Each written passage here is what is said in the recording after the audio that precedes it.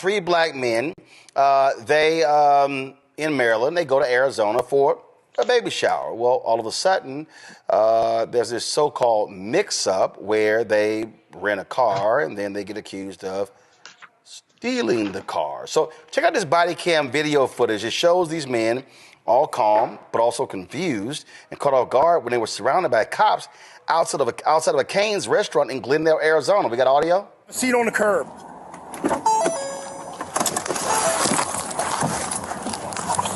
Hey man, have a seat on the curb. Have a seat on the curb. Have a seat on the curb. Have a seat on the curb, please, sir. Sir. Step out, have a seat on the curb. Have a seat on the curb, please. Take it with you. Can I get out, sir? Have a seat on the curb, yes, sir. Slow? Have a seat on the curb, yes, sir. Yes, sir.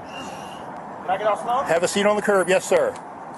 Have a seat on the curb. Can I get out slow? Yeah, have a seat on the curb, please. Yes, sir. Please, sir. No problem. Can I get out slow? Have a seat. Yes, sir.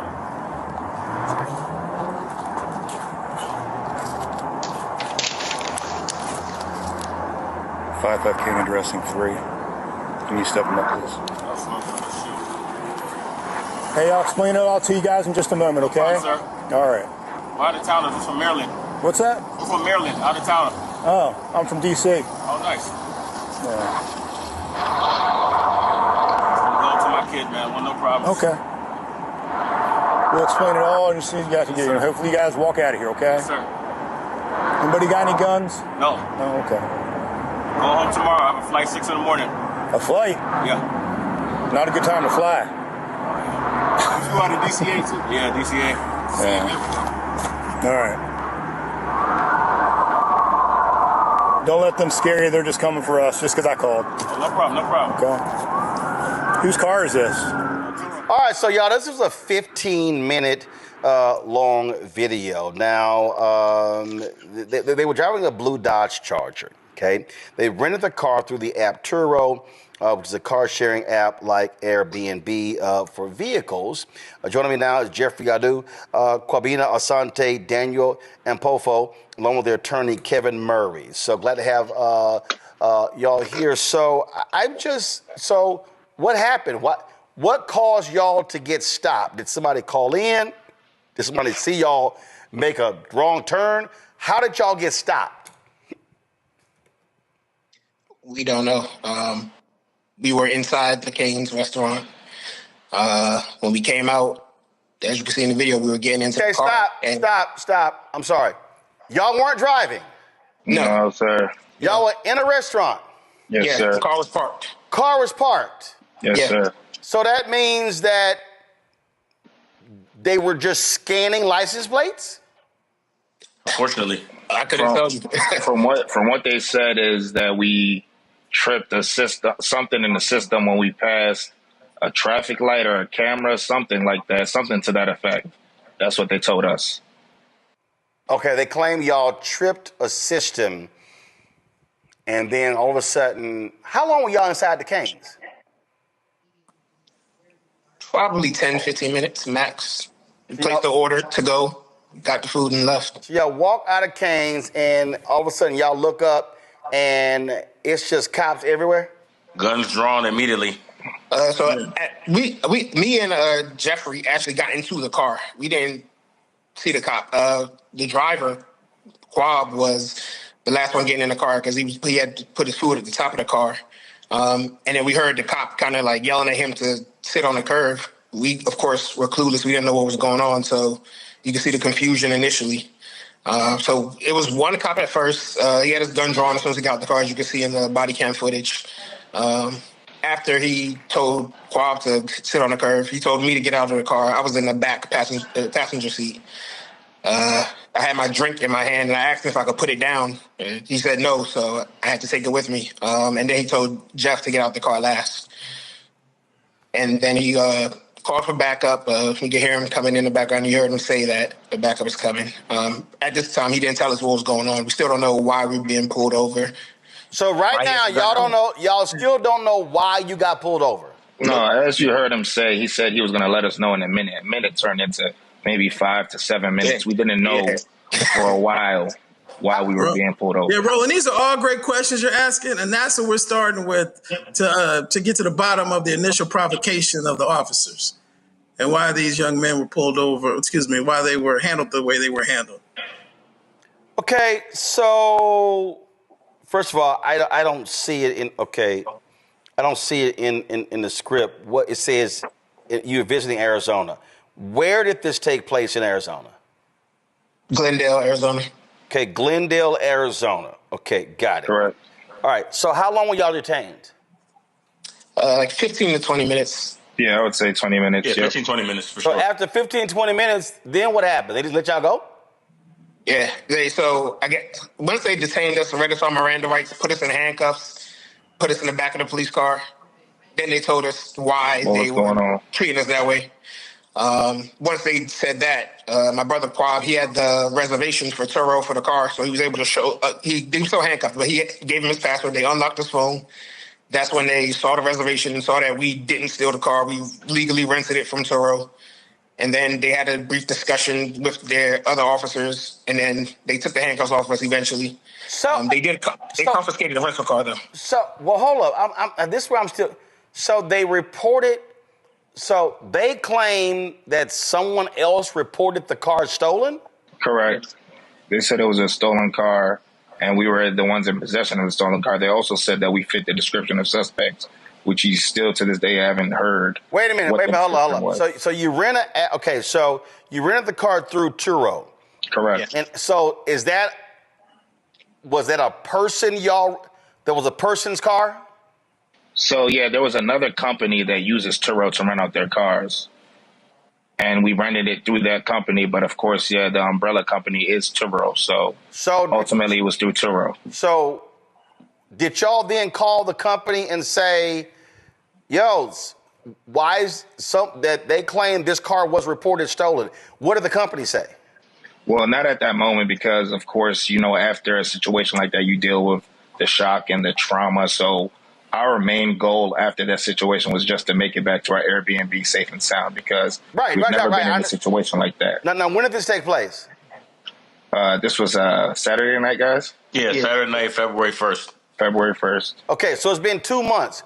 What did the company say when y'all said, hey, the cops claim this car was reported stolen?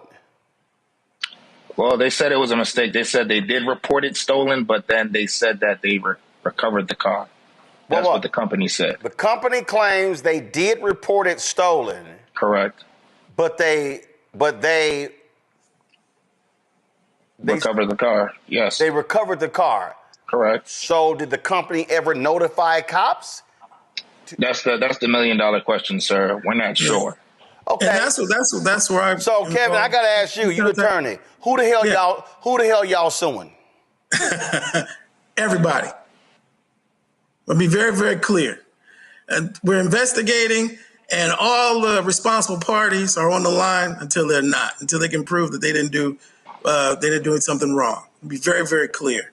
Whether it be the name of the company that used Turo for not clearing it, and we're even looking into the police department, making sure they went through the proper protocols, the proper policies and procedures that they were supposed to do, and the way they handled the situation. Okay, I got to go back. They said y'all fit the description. Correct. So was there a description that 3 people stole a car? When we asked what the description was, they never told us. We asked multiple times, and nobody gave a description.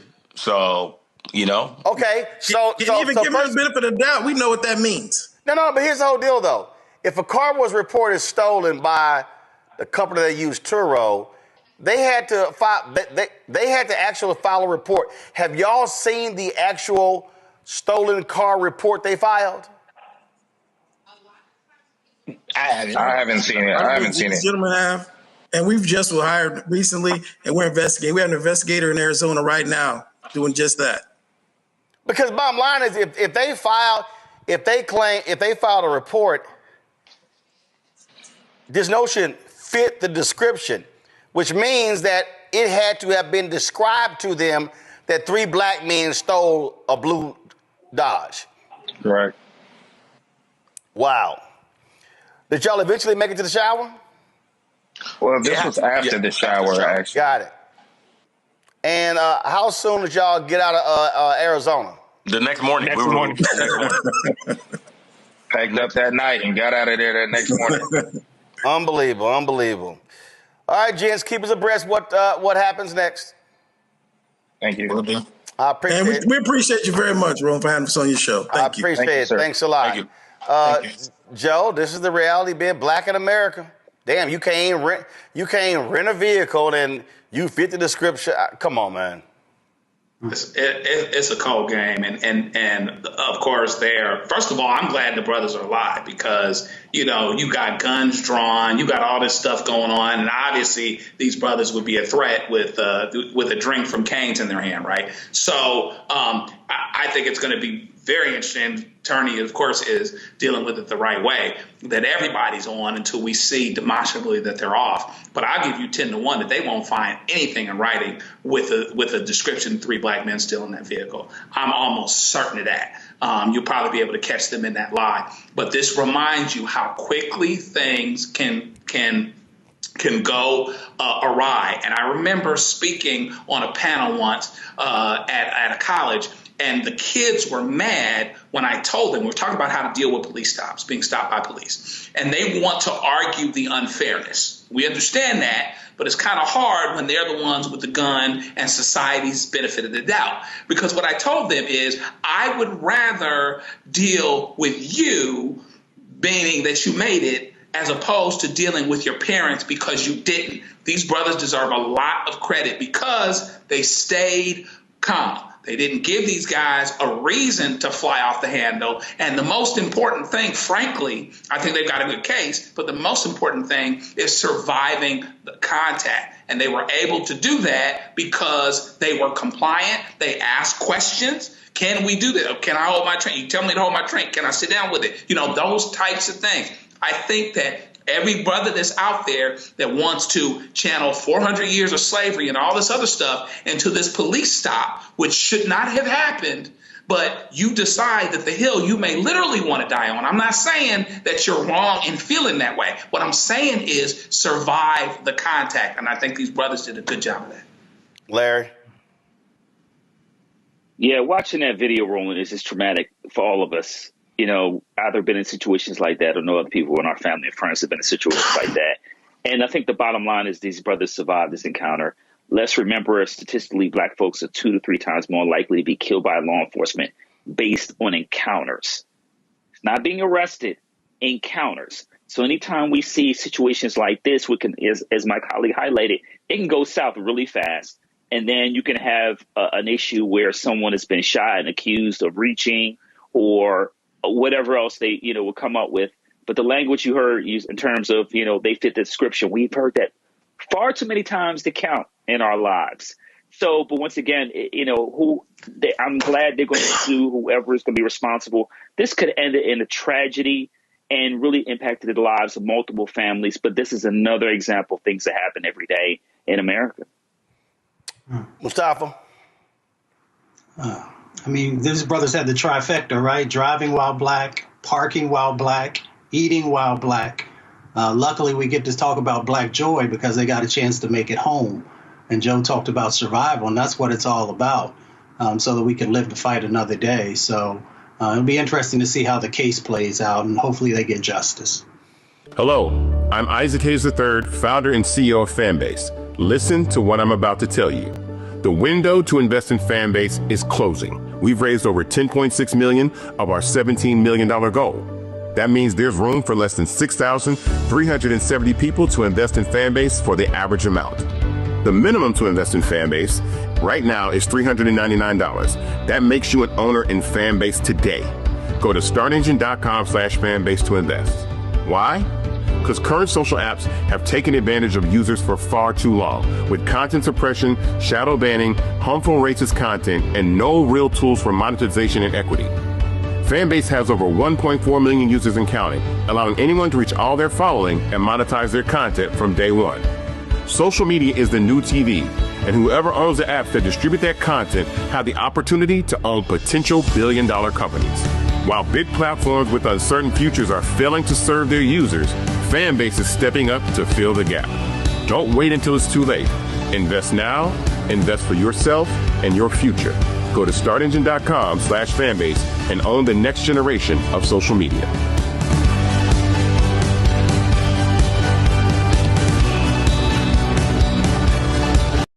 Months after a video surfaced showing Jonathan Spanos, the owner of a restaurant in Pennsylvania, going on a racist tirade during what looked like a road rage incident, repeatedly using the N-word and saying, "I'm a rapist." Okay, well, just watch for yourself. Church again, and you're a fucking half brother nigger. Really? Yeah, you're half nigger brother. Yeah, you're half nigger brother. Fuck you. Half nigger brother. Fuck you. I don't have a half nigger brother. Keep videoing. It's okay. Okay, you said the N-word, like, on camera. That's going to be great for you. Oh, that's right. That's going to be great for you. I am. Oh, I am a racist. I hate trash. John Spanos is a racist. Oh. You pop me the finger. You're wrong. Shame on you. Shame on you. Shame on you. Shame on you. That's what I did. I said he has a half nigger brother. That's going to be great for you. I am. I am a racist. I hate trash. John Spanos is a racist. Oh. So Spanos is now suing the people who filmed him and posted the video online after the backlash he got. He claims he and his wife never threatened anyone and were just talking to a family friend outside their home when all this happened. He said the videos released has caused him and his family such language, emotional distress, led to the restaurant's closure. The restaurant's website is down. The place is marked as temporarily closed. This lawsuit asks for damages and says the video hurt his business and reputation. Here's him talking at a news conference. Video captured a heated family confrontation in which I intentionally used the most ugly language known to me to lash out in anger. I repeatedly used the N-word to inflict pain on another person and sarcastically stated that I was a racist. I was wrong from not walking away from that volatile situation. I was wrong for responding in anger with hateful language. I was wrong for using a racist term. I was wrong. I was wrong. I was wrong. Candace, does he have a legal claim? Listen, the number one defense to defamation, which is what he's suing for, and intentional emotional distress, I believe, the number one defense is the truth. So we have the video, and that's the truth. Even if he was saying it sarcastically, the truth is that he said it. The truth is, right, that's the truth. He was on public property. Nobody invaded his privacy in order to get that video. Nobody did anything that was against the law. They shot a video that he participated in. He didn't even at the moment say, I don't want it. He was mad about it, but he decided to be sarcastic about it in his own words. But the First Amendment is out there for a reason. You are allowed to say things like that. The problem is that there are repercussions, there are consequences, that there are hate laws that are in place, and you cannot do that. So for him to sue for defamation is just really a waste of court filings, proceedings, times, and he should be penalized for that because that is ridiculous. If it's the truth, it can't be defamation, sir. That's it. That's it. Matt? You know, I hate having to answer questions after Candace. She's one of my favorite people, but she steals everything. She's 100% right. The only thing I'll add to that is I immediately thought of what a lot of states have, including Texas, what's called anti-slap laws. So that's when you get a lawsuit against you for constitutionally protected activity, you have a strong defense. And most of the time, to Candace's point, those cases are dismissed. Now, that's a little different than defamation. But ultimately here, what I think you have is exactly what she said. He's on public property. He's the person is filming, exercising their constitutional rights. And then the dissemination of that, there's nothing illegal about that. So I frankly do not understand his lawyer's strategy at all. This seems to me like this is filed to try to save face by saying, we're going to try to assert some nebulous legal right. But I don't see a jury of 12 people or 6 people, however it's constituted there, thinking that he has a legal claim at all, because not only is it the truth, I mean, he can't claim that he was in any way, goaded or coerced or something into, one, making the statements, and 2, he doesn't have any expectation of privacy in anything that's happening on a public street. I mean, you use this language and you say these kinds of things at your own peril. So his business being shut down and all of that is his own fault. And I don't see how a jury would ever think there was a basis to this legal claim. Thank you for stealing everything, Ken. What's also hilarious, Michael, is, this has brought me undue attention. I guess you want to continue it. Yeah, exactly. So they're always remorseful after they get caught. They always apologize and, God knows my heart. And, I'm not that bad of a racist and things like this after they get caught, after it goes viral. So, and the other thing is he said the N-word multiple times. So it sounds like you've had practice with this as well. So and then the patrons start withdrawing economic support from him, which they should, because you wouldn't want somebody like that fixing your food out of your site, would you? And now all of this comes back on him, and he's like, "Oh my God, no, come back, stop it." So this is now what the legal strategy may be trying to appeal to the Fox News Trump supporter crowd, trying to get sympathy. Trying to get sympathy, trying to get support. Oh, come on and eat at my restaurant. Things of this nature. So they may be trying to, appeal to that. So in 2025, we need to be selective of where we spend our dollars eating also. Yep. Hey, Spanos, I got one for you. Why don't you simply open up a restaurant called Bigots Are Us? Hey, Roland, can I just say that Bigots and briskets. Michael had the ultimate black perspective on this. You wouldn't want that man fixing your food. That's exactly what my big man said. Right, Michael. Thank you. Yeah, absolutely. Yeah, Roland, I will say this, that is one thing that could only be maybe a possibly good thing out of this, is just like Michael said, that you get somebody to support him. He goes on Fox, makes his rounds. You get some nationalists, some right-winger to start a GoFundMe page in order to help this family that all he was doing was expressing his anger, and he has a First Amendment right to do this. And he will get lots of people, I bet, if there was a GoFundMe page. But that is the only reason why I could see that they are doing that. I agree with Michael. Hello, I'm Isaac Hayes III, founder and CEO of Fanbase. Listen to what I'm about to tell you.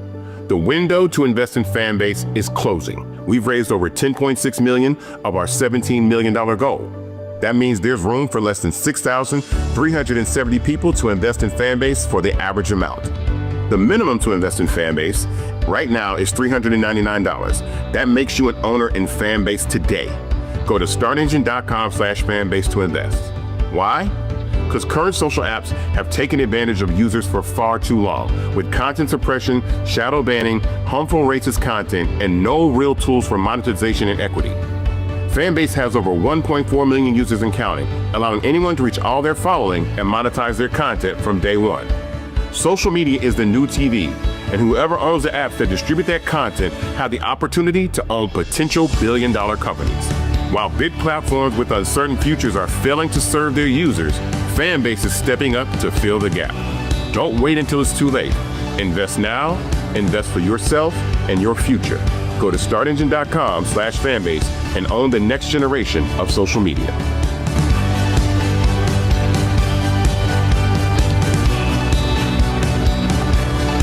So I just need our people prepared.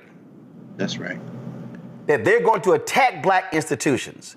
Absolutely. So if there ever was a time for black institutions to be aligned and for black people to understand the fight we're about to face, if they are undoing a settlement. See, this is why I went off and see, I told y'all, I talk to folk on all kinds of different sides.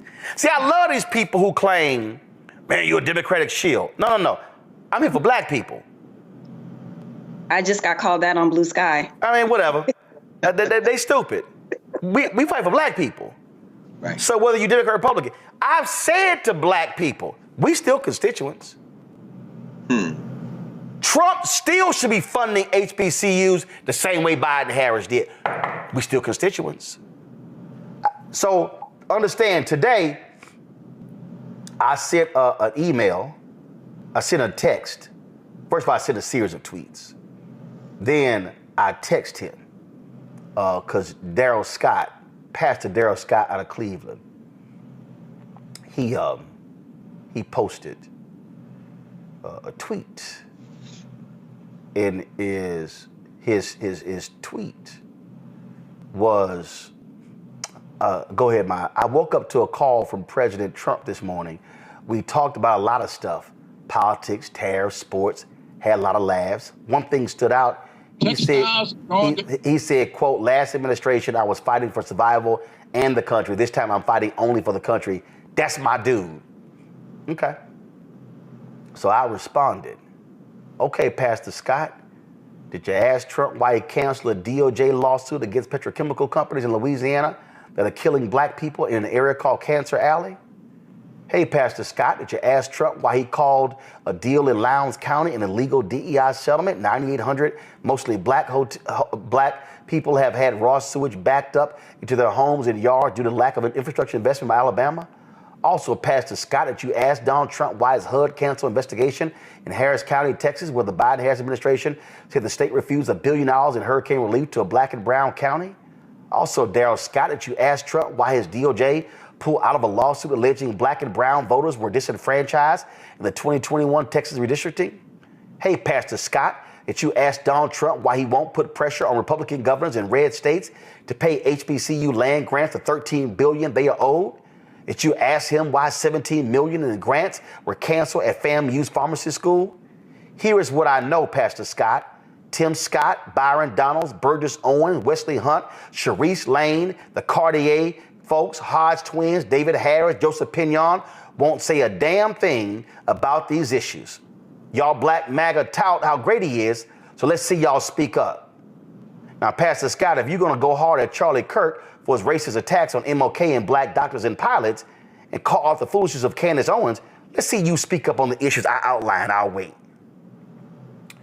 So 5 hours ago, I see he responded. No, he told me to tell you to call him. Then he later tweeted, I saw, I didn't realize, let me see, did I see the tweet?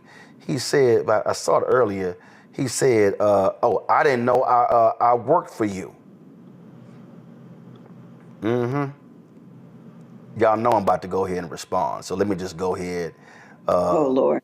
You know, well, I'm gonna respond on Twitter in a second. Now, let me just go ahead and respond to his ass live. You know, cause see, I just a firm believer, y'all, that sometimes you just got to go ahead. Well, Scott, let me find it. Well, Daryl Scott, I dare you to set up a one-on-one live interview with me and Trump.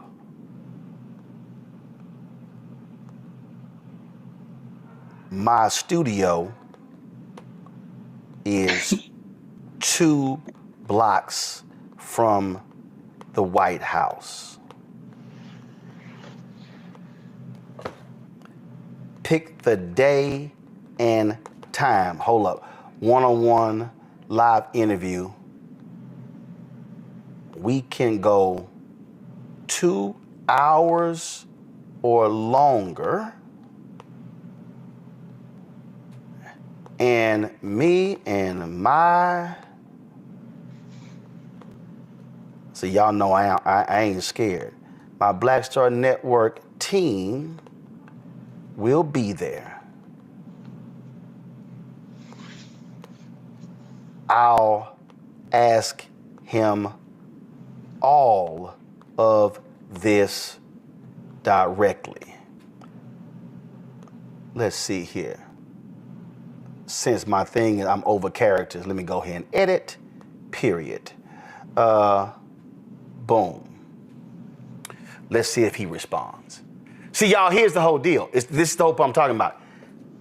These black MAGA people do not represent black people. Nola, these black MAGA people are not going to fight for black people. These black MAGA people love to go to White House functions, love to run their mouths. They love to come to the black community and go on black radio and tout Trump all he doing for black folk. But when you ask them directly about very specific actions Trump has taken that have a detrimental impact on black people, all of a sudden they get quiet. Now, Scott knows. He texts me he sent me text messages when he was going after Charlie Kirk. He sent me text messages when he was going after Candace Owens, but it's amazing how he responded to this text message. I guess he a little too busy.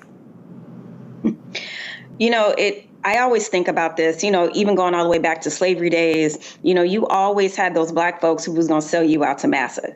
It's still the same folks, the same way we are still dealing with the same sort of militia folks, from the Civil War, the same sort of racists, the same sort of white supremacists. It's the same sort of black folk who absolutely would have sold all the slaves out who were trying to escape.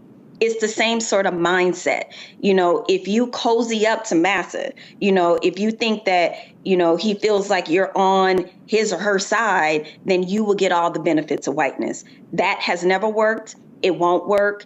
And I genuinely don't know what they get out of it. The thing for me, which is really sad, the amount of self-hatred you must have inside of yourself to sell your soul, to sell out your community, like that. I wish you well. I wish, thoughts and prayers, peace and blessings. That's all. That's literally all I have for you. That's literally all I got. Well, how shall I put this, Greg? I agree, but the only point where I will disagree, let me just be real clear, is I believe that if you are going to be in the room and you claim you love black people, then show it. There should be some proof. Now, for some reason, wait, hold on, wait. Let me finish. So I'm gonna use an example. I can't find the interview. I'm gonna find the interview, but this is an interview. This was at Dick Gregory's funeral. When I interviewed, come on, guys. Anthony, come on, thank you. Y'all got to keep up now. Come on. I know, I need you to just go to it. This is an interview of me and Bob Brown. A lot of black folks ain't got no clue who Bob Brown is. Bob Brown worked with Dr. King. Bob Brown got a phone. Bob Brown and when Dr. King was hitting companies, the companies would try to call money black. How can we fix this problem? They would call Bob Brown. They didn't know that Bob Brown was working with Dr. King, was on the board. Dr. King called Bob Brown our secret weapon. Operation Breadbasket. Go listen to his August 1967 speech to SCLC, Where Do We Go From Here, Chaos or Community. He literally says it in the speech. Nixon wins in 68. Bob Brown gets a phone call from Nixon. Nixon literally calls Bob Brown and offers him a job. No title, but Bob Brown's portfolio was one of the biggest in the White House. Nixon made it clear, if Bob Brown asked for something, give it to him. Bob Brown wrote in his book there was a meeting, and there was these white generals who were ignoring Bob Brown because Bob Brown felt that how you gonna have the 75th anniversary of something to do with military, wasn't no black 4-star generals. Bob Brown said, no, we're gonna have a black 4-star. I think that was Chappie. The white generals blew Bob Brown off. Bob Brown told the chief of staff, went in and told Nixon, Nixon called the generals in. When Bob Brown asked for something, you give it to him. Earl Graves was short of money. Earl Graves was short of money to launch Black Enterprise. The white conservatives in the Nixon administration would not give Ed Graves a grant. Bob Brown cussed him out and said, give him the money. That's how he's able to launch Black Enterprise. They didn't want to give Earl Graves the money because Earl Graves had worked for Robert F. Kennedy.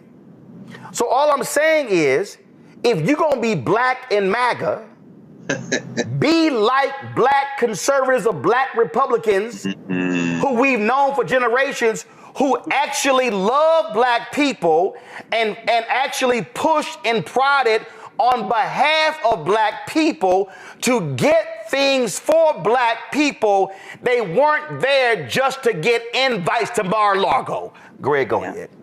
It's true. I mean, but we all know, and Roland, you know this more intimately than most, having spent time with people like Bob Brown, and encourage people to read Bob Brown's memoir that he wrote recently, You Can't Go Wrong Doing Right. Arthur Fletcher, who's called the father of affirmative action.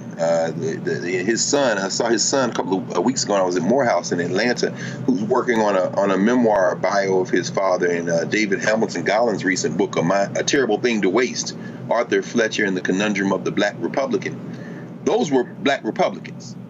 Jack Roosevelt Robinson, who walked away from the party because of Nixon and what he saw as the move white in the wake of the Barry Goldwater messes of the 1960s, mid-60s. But that's not what Darrell Scott is. Darrell Scott is dancing on a string. He has no political philosophy. His political philosophy is what's good for me as an individual. And that's truly unfortunate. That's not what Candace Owens is. They're not conservatives. They're grifters. And I can respect the grift because I think that's what a lot of people have when they don't have a political philosophy. You know, you're striking such a resonant chord tonight, brother, because what we're really talking about is black institutions. And we're talking about fear. The Trump administration is trafficking in fear. And when you traffic in fear like that, you know, what you're relying on is to tap into people's fear that they will be hurt. It reminds me of a song they used to sing during the SNCC movement, the Ballad of Uncle Tom. And the lyrics are like, I'm an Uncle Tom, Lord. That's what the people say. But I ain't no Uncle Tom, Lord. I'm just a little afraid. So help me, Lord, to stand up and be a man. And I'll fight segregation as long as I can. And the idea is, we're talking about fear. There are people who will say, well, we shouldn't talk about fighting, and is it going to be violent, and what are you going to do? I would say to those people, don't be scared. You don't love your master, you're scared of her. You don't love your master, you're scared of her. But as soon as you lose your fear, and this is how you lose your fear, you lose your fear by coming together with other people. The more people we join, the less fear we have. Last night, around 6 p.m., around the time we went on the air tonight, probably a couple of dozen Howard students put up a couple of tents and created what they would call the People's University on campus. And some of the administrators at Howard approached them and asked what they were doing. And then here come the damn Metro Police Department and the Howard Police saying, what are y'all doing? And then they were encouraged to take the tents down. Now, they stayed to about 4 o'clock this morning. We got a letter this morning from Howard University Official Communications saying that Howard University supports the students' right and everybody's right to have academic freedom and debate and protest, but also saying that some people that come from the outside and were prevailing upon these students and had done this. And as far as I can tell from the students that I listened to today when I asked about it, because I was in class last night and didn't even find out about it until this morning, they said it wasn't outside people, that the people they were told were out there were Howard students. And so I guess, you know, what I'm trying to say now at this point, I'm reinforcing what you said about historically black colleges and universities earlier. And in the context of Darrell Scott, who has no constituency, who has no community, and is just a little afraid. And this is to everyone watching this who's just a little afraid. You're not no Uncle Tom. You ain't no Aunt Jemima. You're just a little afraid. Understand this, that when you stand together, when you join together, we don't have the money that Harvard has. And by the way, Harvard covers costs for anybody who gets enrolled at Harvard, comes to Harvard, whose families make $200,000 and less. That's what kind of money they have, and that applies to international students too. So yes, there are international students who come to Harvard and write the check, but if your family makes less than $200,000 a year, you go to Harvard with no incurring of debt. So they are well fortified. Well, you can't say that it's you can't say that it's Stillman. You can't say that with our brother Walter Kimbrough, as you were talking with him last week. You can't say that at Talladega. But this is what you can say. The same communities that surrounded the city of Montgomery when Joanne Robinson, a professor of English at Alabama State University and the Women's Political Council of Montgomery, launched and sustained the Montgomery bus boycott, the same communities that poured resources into them, that fed students, that put together the money to be able to sustain the boycott, those communities can step up again, Roland. Those people who send you envelopes of money, the money that folds and the money that jingles, those that cash out, those who make the annual donation or the monthly donation, those who press money in your hands at airports and in railroad stations, those people are the ones that will make sure not only that we endure, but that we overwhelm these folk. Because when you punch a bully back, when you lose your fear and punch them back, that's when you realize that you shouldn't have been afraid at any point. It's not about anger. It's about fear. And we can overcome our fear together. You know, Nola, in Trump's first run amok in the Oval Office, he only had one black top aide. And see, I need people to understand. Again, when I ain't new to this, I'm true to this. See, I love all the folk, and these allergies are kicking my behind. I love all the folk who don't understand how we roll and how black media has rolled. When Reince Priebus ran the Republican National Committee, they had a Black History Month program, and I got invited. It was actually at the house they have, where they have their club. Mm-hmm. Now, when I walked in, all the black people, what's up, Roland? All the black people who work there. So we go into the room, all these black Republicans. And I remember there was this one girl, she was a fake black Republican. Her name was Crystal. She used to be on my show sometimes. And Crystal was mad. She got mad. Because when I walked into the room, all these black Republicans were walking up to me, greeting me. And they sat me between Reince Priebus and David Stewart, the billionaire out of St. Louis. And then the next year they had a program at the Howard Theater, and they actually asked me to MC the event with Tara Wall, black conservative. Ooh, was some Negroes really upset. Oh man. But the reason that was hilarious, because see, what the fake black conservative didn't realize, all these black folks in there knew me. Generals, business people, political people, and I knew them because I knew they were real black Republicans. Mm-hmm. So when Omarosa rolled into the White House with Trump last time, I literally called, I said, listen, I can't stand his punk ass. I said, if you gonna be there, be some use to black people. I said, he loved golf. I said, why don't you have him put some extra money in the interior budget for the black golf course in D.C. that folk the historic black golf course in Washington, D.C., that people don't realize is actually under the Department of Interior and not the city of Washington, not Washington, D.C. I said, you're going to do something. I said, be a Bob Brown. I said, get his book. I said, matter of fact, call Bob Brown. So you know what I did? I called Bob Brown. I said, Bob, will you meet? He's like, yeah, I'll meet with her. Never called. Go to my iPad. His other top aide was Jerron Smith. Trump called him a star, all this sort of stuff. And this is what he looked like. And he came on the show, sounding crazy, defending bullshit. And I come and said, Jerron, I said, here's your problem. See, I said, you defended bullshit. I said, don't defend bullshit. I said, Abad Brown was smart enough not to defend bullshit. I said, if you're gonna be there, be of use to black people. Yes. That's all. Matter of fact, I ain't got a problem saying it. Daryl Scott, I just text his ass. I said, if you go, and I sent him his little tweet. I said, oh, your text stopped working? And I said, if you're gonna rep black folks, have the courage to be Abad Brown. And if you don't know him, you need all caps to read his book and sit down in all caps, learn from him. He was a real all caps black Republican. I'm waiting for his response. Here's the point I am making. We are still constituents. And if there are gonna be black people who are around Trump, loving Trump, stop doing a jig at Mar-a-Lago and then make demands. I'm real clear. When I sat in the room and Biden was in the room and Harris was in the room, and I sat at the table when Obama was there, and in 2 of the 3 meetings I got invited to Trump's first time, I was asking black stuff.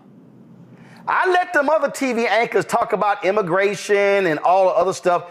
I brought up black stuff.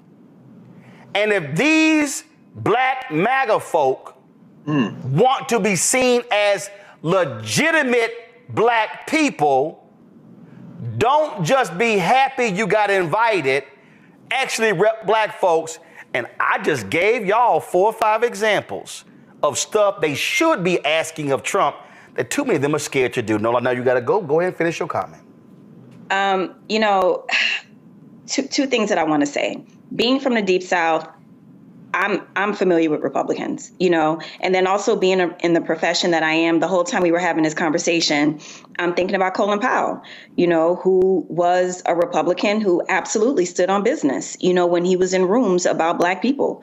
And the distinction between MAGA and traditional conservatives or Republicans, I think that's so salient and important. And that's what we have to understand. A lot of them, in my personal opinion, they feel rejected by the cool kids. I mean, when you think about the Kanye West of the world who are drawn, and his ex-girlfriend, who are drawn to the MAGAs is because they feel like, oh, they accept me. I'm not being judged. I can get an invite to this White House. I couldn't get an invite to Obama's White House or to Biden Harris's White House, right? So this is very different. We're not talking about people who were raised with a certain set of values. We are talking about people who feel rejected, and they think they kikiing at the White House thinking they're doing something cute when they look absolutely ridiculous. We are talking about 2 different sets of people, 2 different types of people with their standards and the reasons why they were conservatives and Republicans. This is not that, is what I would submit. And so these types of personalities, the pick-me's, you know, they're not trying to stand up for black people. They're not interested in a black agenda. They're not interested in reparations for real. No. They just want to be at a White House. They just want to be included somewhere. They are the pick-me's, which is very different from a lot of traditional conservative Republicans.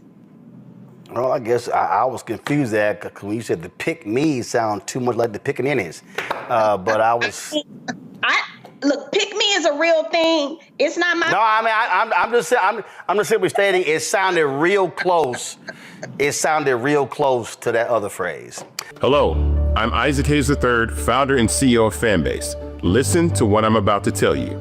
The window to invest in Fanbase is closing. We've raised over $10.6 million of our $17 million goal. That means there's room for less than 6,370 people to invest in Fanbase for the average amount.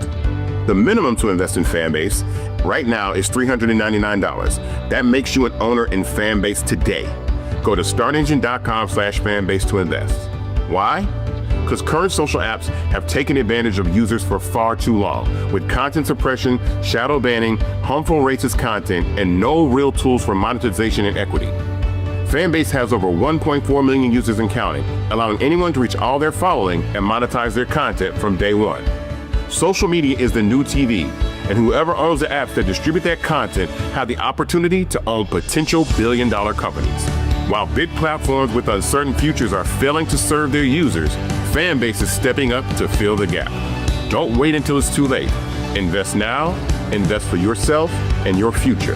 Go to startengine.com/fanbase and own the next generation of social media.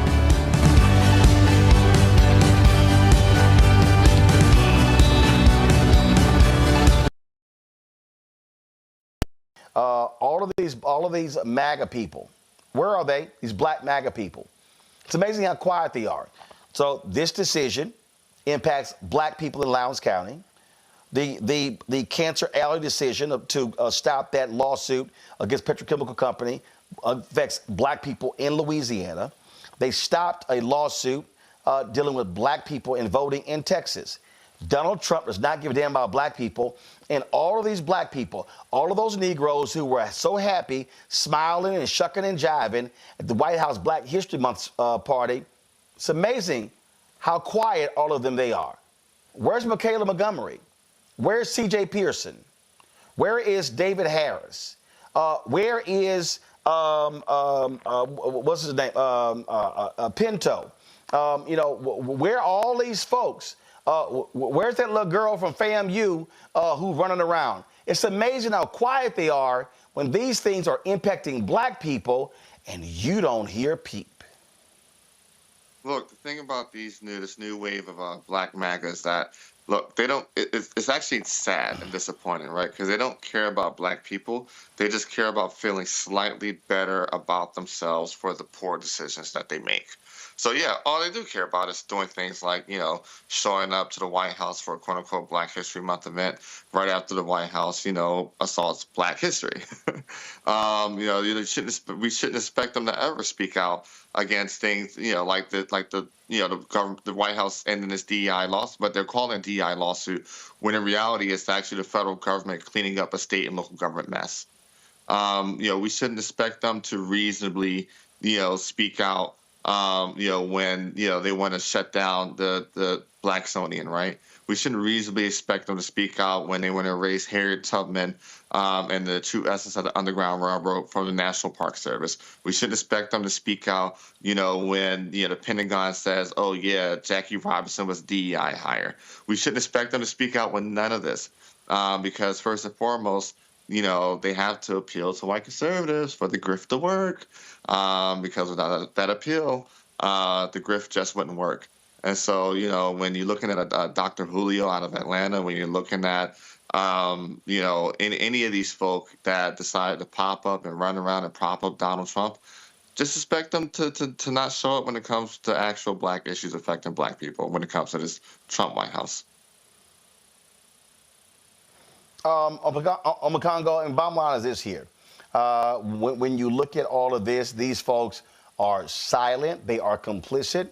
Again, Byron Donalds, nothing. Burgess Owens, nothing. Wesley Hunt, nothing. Tim Scott, nothing. They're just all quiet. They're saying nothing. And these are real issues impacting black people, impacting the lives of black people. Yeah, and these guys got more smoke for Pastor Jamal Bryant than they have for anything this administration is doing. And it's shameful and disgraceful. When you mentioned Tim Scott and Byron Donalds and the like, this is who they are. And they're still trying to find a way to angle for some way to get in good graces with this administration to build their profile while our people are dying, while our people are struggling. And these situations, Trump and his people, all they see with these areas, all they see is land. And they see possibilities of people having to move into other areas so they can go in and take over that land. And for these poor white folks in these rural communities and these other spaces, they're going to do the same thing with you as well, if they're not doing it already. I don't know if there's other networks that are speaking out, for poor, marginalized white people. We do on this network, but I'm saying we're paying real attention to it like we're doing right now. They're coming for everybody, and they have no respect for people who are poor, for people who are struggling, and for people who are dealing with, as Brother Craig was saying, man-made disasters. And this is the other thing. Did you see that interview last week where Kennedy, they were like, hey, man, you cut this program for teen diabetes. And he was like, oh, we didn't do that. We just cut all the DEI stuff. They use DEI as a trigger word for everything. And as long as they use that term DEI for everything, the Byron Donalds of the world, the Tim Scotts of the world, none of them are going to speak up because they don't want to be associated with anything that might actually be looked at DEI. This is not DEI. This is public health. This is people dying. This is communities being torn apart, and it's been happening for decades. And I don't know what's going to happen with these black Republicans because, to be quite honest, as long as they can continue to be a mouthpiece for Donald Trump, we're not going to hear a peep for them about anything having to do with the empowerment of black people. And in these situations, we are on our own from them. Absolutely. And so I think it is safe to say that black people can forget having any protection at all from this administration. I mean, you can forget them standing up for black people. They are going to stand up for big business at every turn. 100%. I mean, look, John James announced his run for governor of Michigan, right? I think every single black Michiganer needs to be asking them from here on out, why haven't you done anything to support the situation in Flint? And what can we reasonably expect you to lie about you're going to do if you get elected governor? Mm-hmm. Oh, yeah. And so, sure, John James, where you at? Where you at? And this is where every single one of these black Republicans need to be questioned specifically about these decisions that impact black people on the Congo. As simple as that. And we shouldn't let them off the hook. Oh, absolutely. And given the incredible work that was done in Louisiana to destroy, those 4 initiatives that the governor had on the ballot there, these black Republicans need to wake up because, as you always talk about, Roland, when we get the turnout and get our numbers out in the places where the places we populate, we are unstoppable. And I think that more and more black people slowly but surely are waking up to that fact. When you look at the road work of Black Votes Matter and so many of these other organizations, I think every black Republican should be on notice right now. You're not going to be able to bring in 50 Cent. You're not going to be able to bring in some of these other guys who are going to speak for you and just say, oh, we'll just get some black votes. We'll just throw in a black celebrity here and there. It's not going to work this time around. And these guys are continually and daily making themselves irrelevant because the Trump administration has shown that they have nothing for them. I'm not even convinced Byron Donalds will even get that Trump endorsement when he runs for governor in Florida. But where are these guys going to go? They're going to think they can always come back, kind of Candace Owens-like, try to rehabilitate themselves, go on a couple of podcasts here and there, maybe get an interview on some of these. There's always room with Stephen A. Smith and some of these other guys who does not speak for black people in the Democratic Party, but they will see that as a way to kind of move themselves up. But we have to be unforgiving in how we challenge the people who have abandoned us. They cannot be able to be allowed back in, especially after this administration continues to reject them. And again, going back to that Louisiana example, we are showing that when we flex our muscle, we are unstoppable. And all of those black Republicans out there need to be on notice with that. Hello, I'm Isaac Hayes III, founder and CEO of Fanbase. Listen to what I'm about to tell you. The window to invest in Fanbase is closing. We've raised over $10.6 million of our $17 million goal. That means there's room for less than 6,370 people to invest in Fanbase for the average amount. The minimum to invest in Fanbase right now is $399. That makes you an owner in Fanbase today. Go to startengine.com/fanbase to invest. Why? Because current social apps have taken advantage of users for far too long, with content suppression, shadow banning, harmful racist content, and no real tools for monetization and equity. Fanbase has over 1.4 million users and counting, allowing anyone to reach all their following and monetize their content from day one. Social media is the new TV, and whoever owns the apps that distribute that content have the opportunity to own potential billion-dollar companies. While big platforms with uncertain futures are failing to serve their users, Fanbase is stepping up to fill the gap. Don't wait until it's too late. Invest now, invest for yourself and your future. Go to startengine.com/fanbase and own the next generation of social media.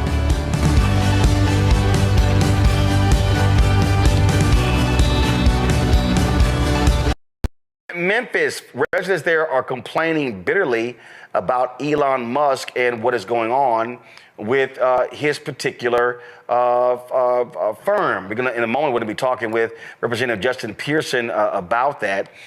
This whole AI, first of all, this was happening in Southwest Memphis. Okay, this black community, they're on the front lines of a growing environmental fight, and his AI company XAI.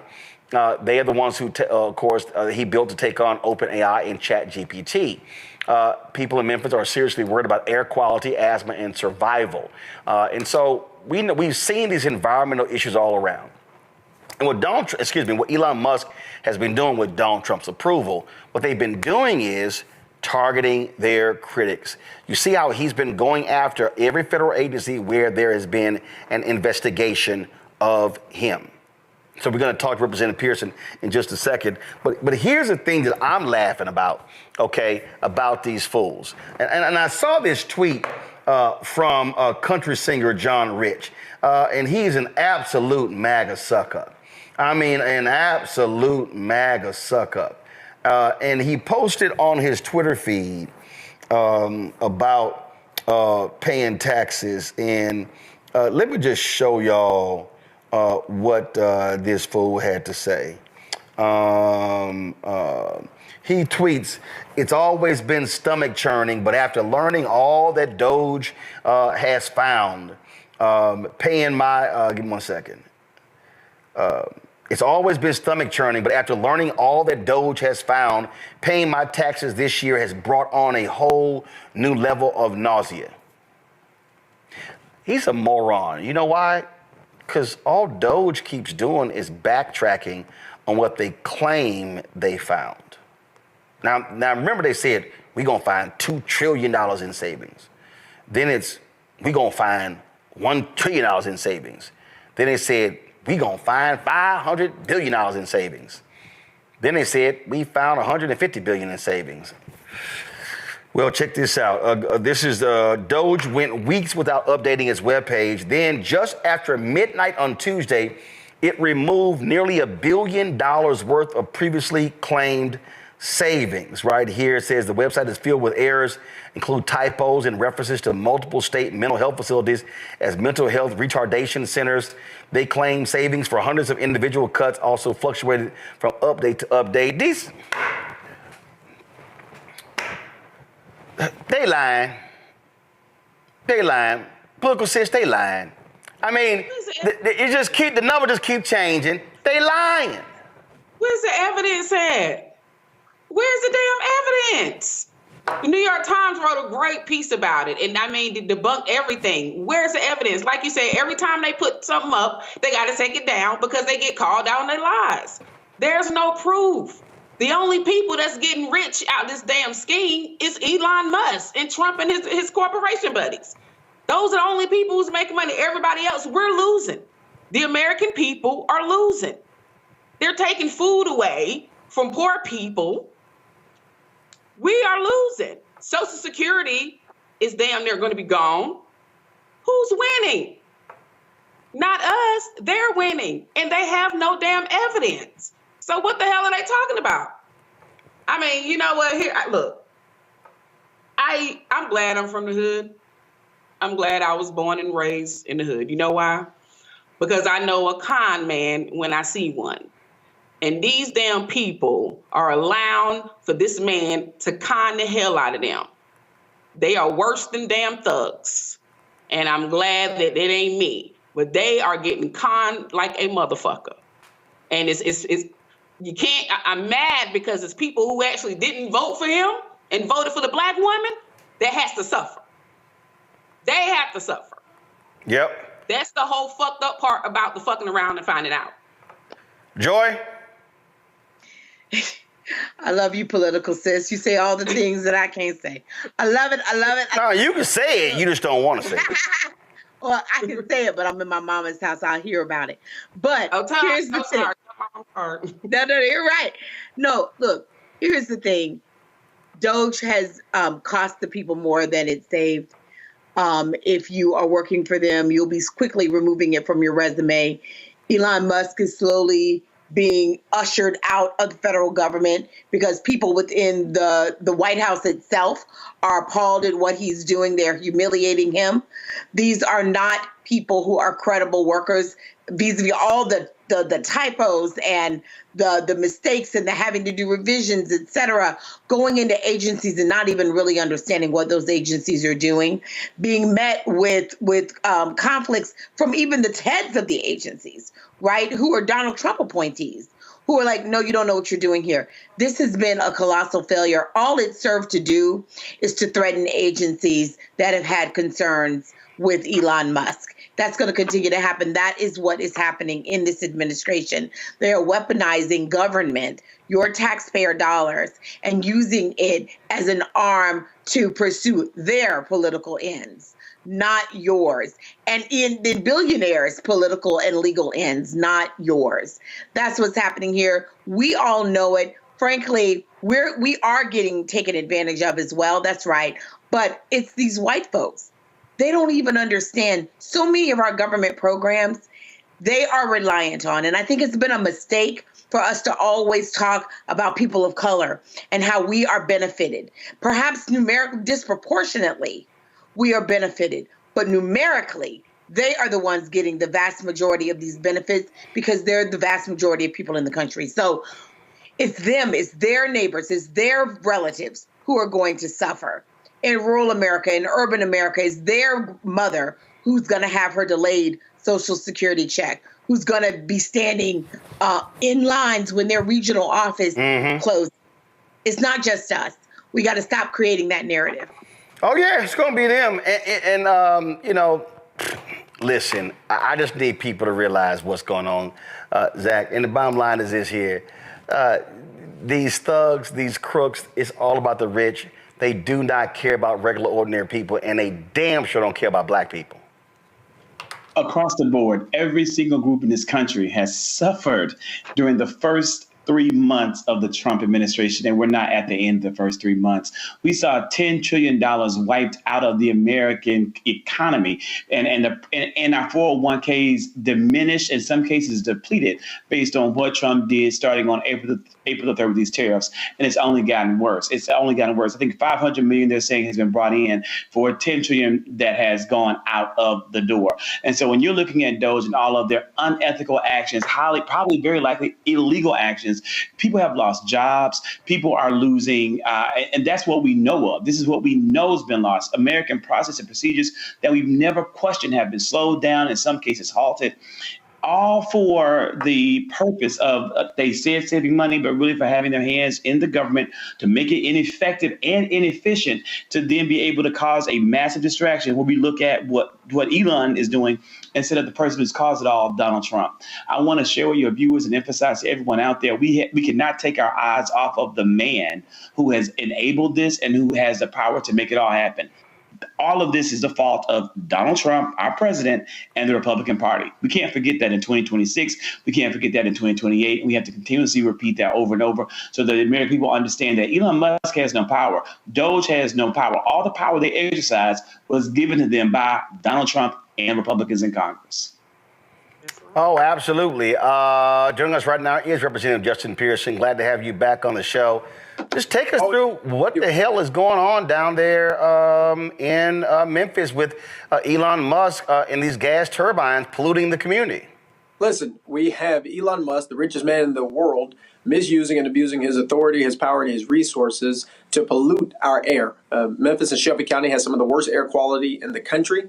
We are an asthma capital in the United States of America, cancer risk of 4.1 times the national average, and over 17 toxic release inventory facilities already. And now he's trying to build the world's largest supercomputer in Southwest Memphis. It's already operating, and they are now applying for a permit. And there's a public hearing on April 25th, but they're applying for a permit to pollute our air indefinitely and in perpetuity. But they only applied for 15. And now we know from work done by the Southern Environmental Law Center that they have 35 gas turbines. The health department, Shelby County Health Department, hasn't been there one time to visit, hasn't seen it. has not notified the public of what's going on there. And they came into our community on the coattails of the Chamber of Commerce, on the coattails of Mayor Paul Young, Mayor Lee Harris, the Shelby County Health Director, and so many other elected officials who were so excited that Elon Musk was coming to the city that they never thought about the ramifications for the people who live there. This plant is actually being built in my community, in my neighborhood, in 38109, where I went to high school, where my grandmothers, God rest their souls, died from cancer, and where my fiance and I have just bought our first home. And so it's really personal, this fight, but he's using his money to manipulate people, particularly African-American leadership, into hurting and harming our community. How is it there have been no inspections? I take it you've been in conversation with the mayor's office or the city government. What are they saying? Right. So the Shelby County Health Director, Michelle Taylor, who works for Lee Harris, has said they are not allowed to require a permit from them until after a year because of an exception within the Clean Air Act. The only problem, Roland, that Mayor Lee Harris and Shelby County Health Director Dr. Michelle Taylor know, because the Southern Environmental Law Center on several occasions, along with Memphis Community Against Pollution, Young, Gifted, and Green, Protect Our Aquifer, Sierra Club of Tennessee, have told them is that the types of turbines these folks are using do not fit within that exception. They have the power to do something. They made a mistake in not regulating them on day one, and now they're just deciding to continue to go along with what's going on, even though they know better. And that's what's really challenging, because our lives, our lungs, our air quality is being sacrificed for the benefit of this polluter, who with 35 turbines could be the largest polluter of nitrogen oxide, even more than the Memphis International Airport. And so we're seeing that being concerning, as well as another environmental concern is formaldehyde. With 35 turbines, they could actually be putting into the air 16.7 tons of formaldehyde, a cancer-causing carcinogen. This is happening again in Southwest Memphis to a black community, a majority black community, once more, because they think, as Dr. Mustafa Santiago Ali has talked about a lot, that we're a sacrifice zone, that our lives, our lungs don't matter because the profits of this richest man in the world are more important than the people. And we're being told, well, the $30 million, $15 million, roughly $15 million to the county in taxes is worth our lives. So whose job is to check? And do they care, or is it all about the money?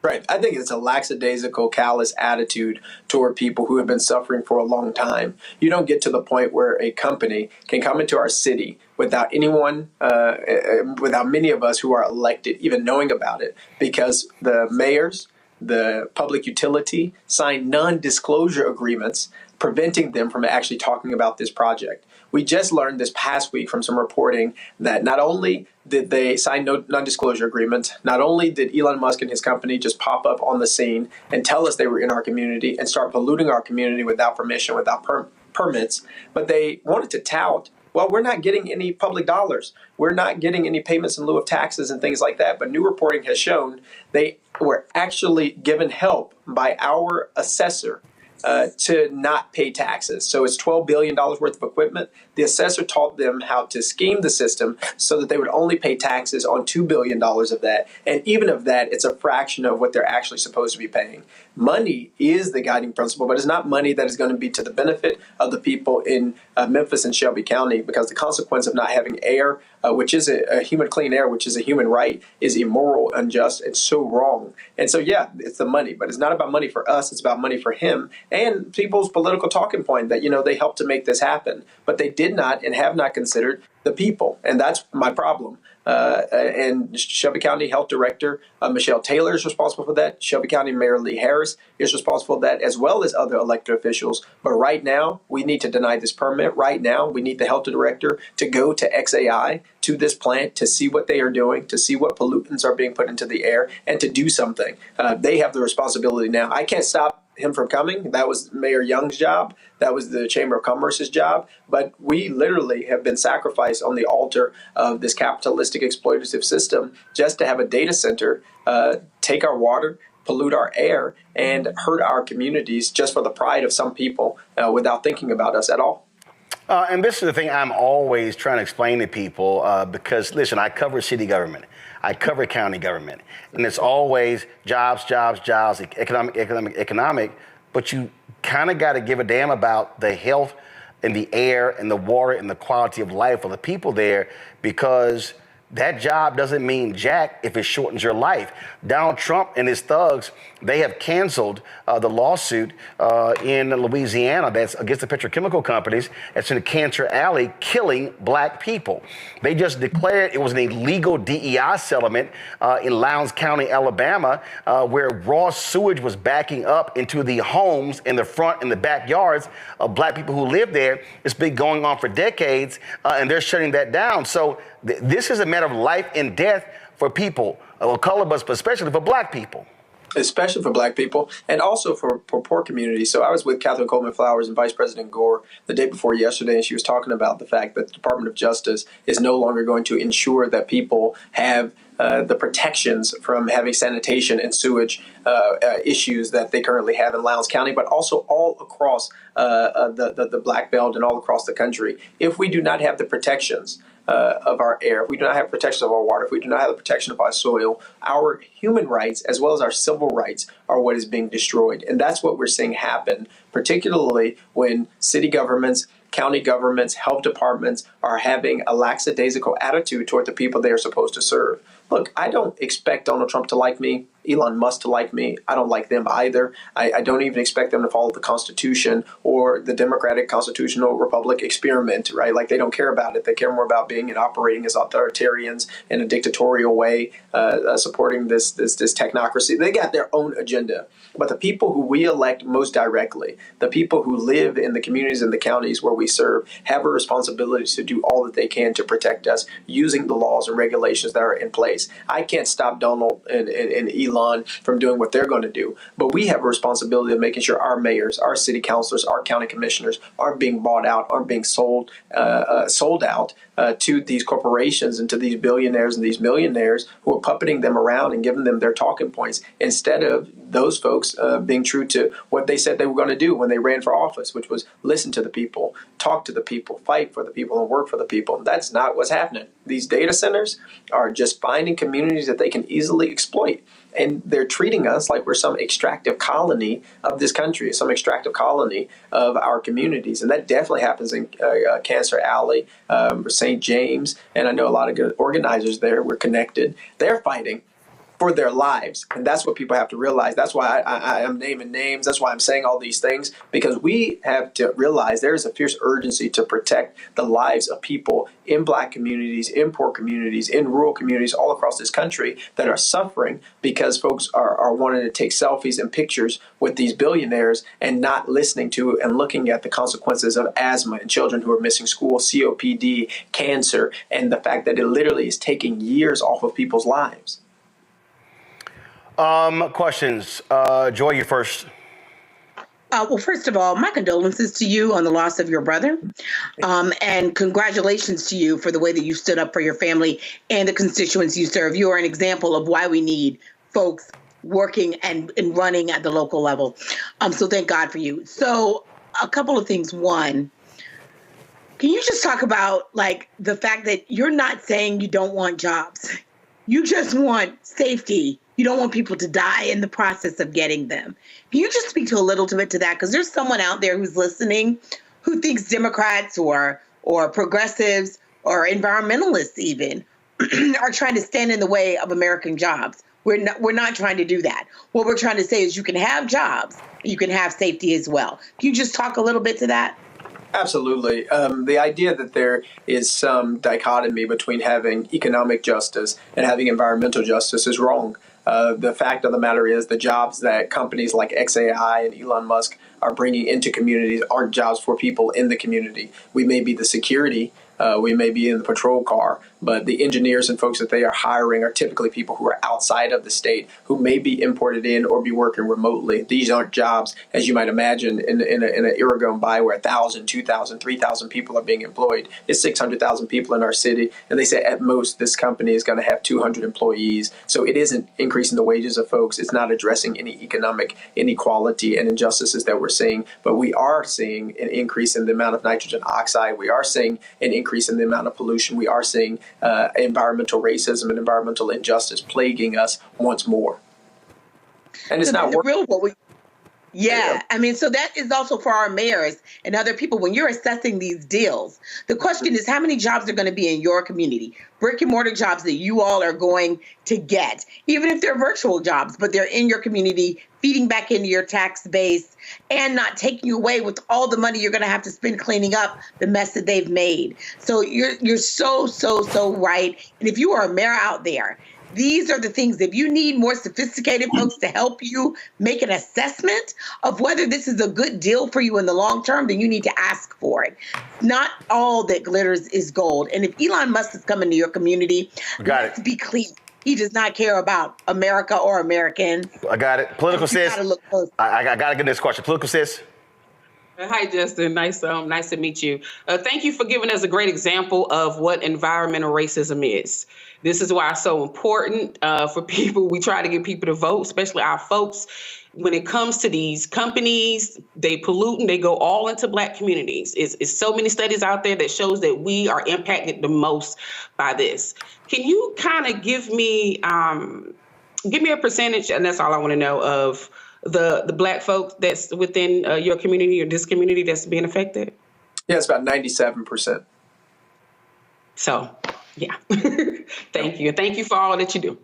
Thank you so much. Again, to your point, it's a textbook case of environmental racism, but environmental racism doesn't get to the place that it is without a perpetuation of harms that have been okayed over decades.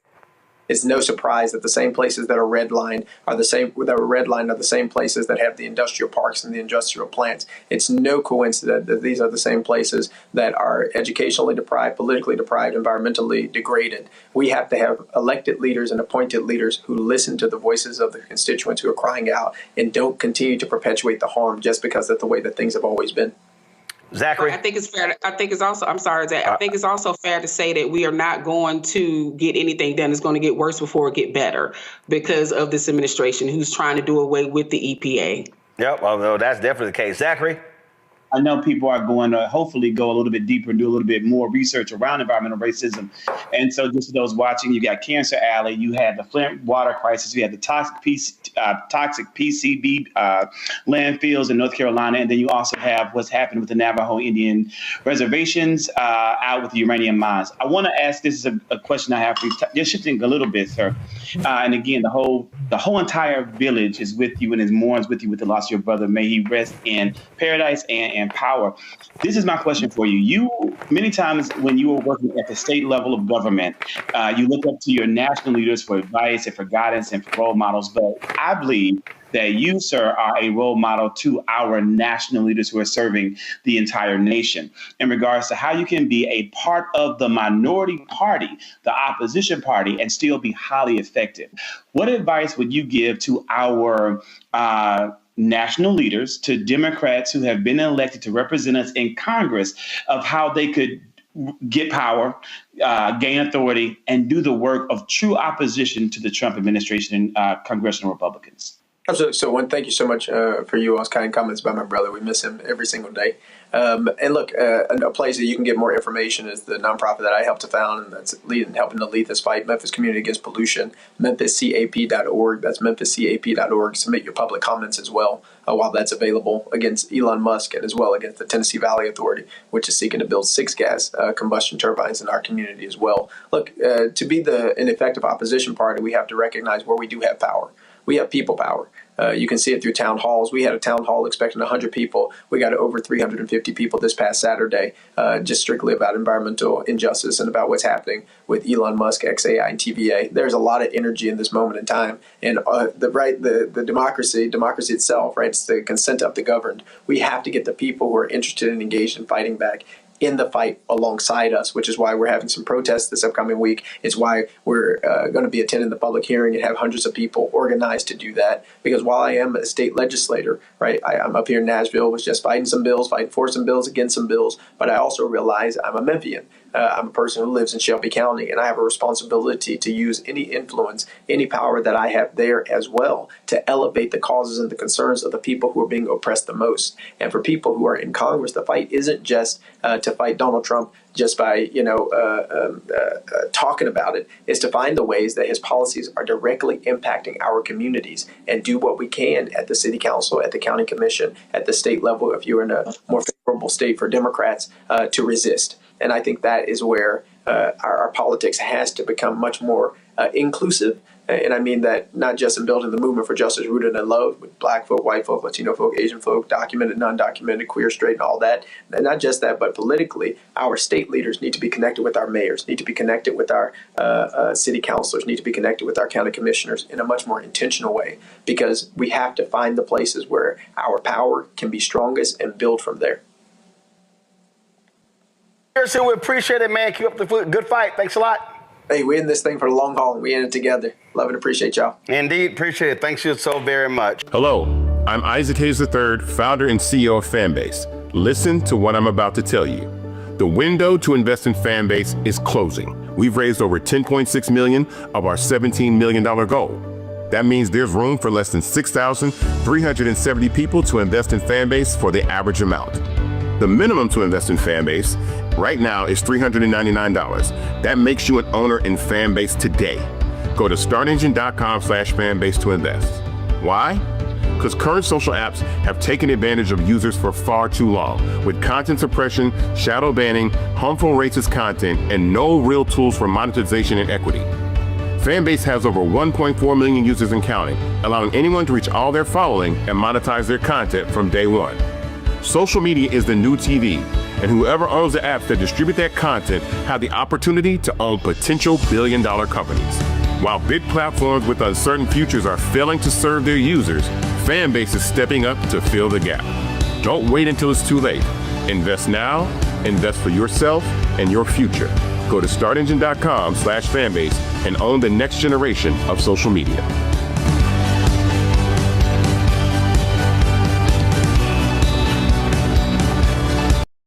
And the people who are also stupid are the people who agree with this dumbass's tariffs. Let me give y'all a sense of this here. Okay, when the idiot was there 4 years ago, more than $25 billion in taxpayer money was provided to largely white farmers because of his tariffs. I remember there were farmers who announced that they were losing their farms, filing bankruptcy. And I'll never forget, one of these white boys said, "Oh, I would vote for him again and it's worth losing." And I'm sitting there going, time out. Yo dumbass defending that the man lost the family farm because of Trump's idiotic tariffs that did nothing, that accomplished nothing. And more than 25 billion of that were given to farmers. But let me be real clear, white farmers. So what are we now seeing? On today, which is the ultimate DEI day, diversity, equity, inclusion, when the white racists finally allowed Jackie Robinson, because it wasn't about merit, to come and play in Major League Baseball. And we'll cover that later. But we're seeing the attacks on DEI in every federal government. And guess what that includes? Agriculture, USDA, is having a devastating impact on black farmers. So black farmers already got screwed and have been getting screwed for decades. Now when you had a glimmer of hope, Trump is like, shut the door. And guess who's quiet? All of these black MAGA people. You hear nothing from Senator Tim Scott. It's black farmers in South Carolina. You don't hear jack from Congressman Byron Donalds. Nothing from Utah Congressman Burgess Owens. You don't hear jack from Texas Republican Congressman Wesley Hunt. Black farmers down in Texas. There's some black farmers in Florida. Nope. Now we know ain't no black farmers in Utah. So you don't hear nothing. Not a peep. And how about all these other little MAGA minions? What's that little girl down in Atlanta, Michaela, whatever the hell her name is? Ain't heard nothing. Ain't heard nothing. What about that little other fool, Harris? They love, what about all them fools? All them fools who were sitting here at the White House Black History Month reception, oh, smiling and cheesing and profiling and posting their videos and all on social media. Oh yeah, they were all doing that. And guess what? Silent. How about Sharice Lane? Here's a black woman who's a Florida A&M graduate. Florida Agricultural and Mechanical University. She one of them folk. When they cut $16 million from Florida A&M's pharmacy school. Ain't heard a peep. I told y'all. We saw what happened down there when Trump declared it was illegal DNA. It was illegal DNA. DEI, illegal DEI. So they canceled the deal in Alabama. We're going to talk about it a little bit later. What have I constantly said? These people do not like black people. And these same black conservatives, these black MAGA people, none of them are standing up for black people. None of them. John Boyd is the president of the National Black Farmers Association. John, we made it clear. Yes. Trump didn't give a damn about black farmers last time, no, and he don't give a damn about black farmers now. That's correct. And Roland, you laid it all out there loud and clear. One thing that I want to highlight before we get into this tariff thing is the president put an executive order out there allowing white South African farmers to provide them with a fast pathway to citizenship in the United States, and they're going to give them land out of federal inventory from the United States Department of Agriculture and grazing land from the Department of Interior and provide them a homestead. Things they never did in this country for black people, and I've been trying to get our land. Roland, you've been covering this thing, man, for 15 years, man. We've been talking about this land and inventory. They want to give it to South African white farmers that Trump says face discrimination in South Africa. But all these 40 years I've been trying to get it right here in the United States. It's always a reason why we can't get our land out of federal inventory.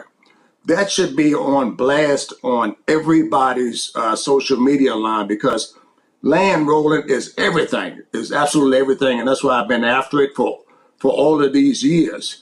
And this president came in and closed up civil rights on the first day at United States Department of Agriculture. It took an act of Congress for me to get the Civil Rights Office reopened under the Reagan administration. An act of Congress had to reopen it and fund it with money with the support of President Bill Clinton. We had to do all of this through Congress.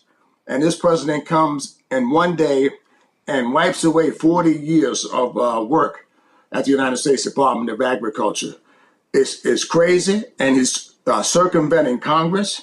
This man's acting like a dictator, in my standpoint. He's going around the courts. He's not abiding by the court decisions that's out here. It's rampant, and we have to rise up and speak out against it.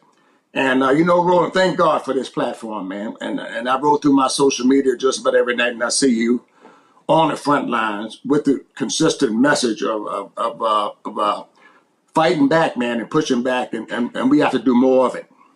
I mean, what are you hearing from these black MAGA people? Are they responding to emails, phone calls? Where they at? I'm glad you raised that. And we're a national organization. We got 51,000 members who've been around since the 80s. And we have some of those people. Roland, you hear from some of these crazy people. And they want to argue you about Trump. And now the debate is bare minimum now.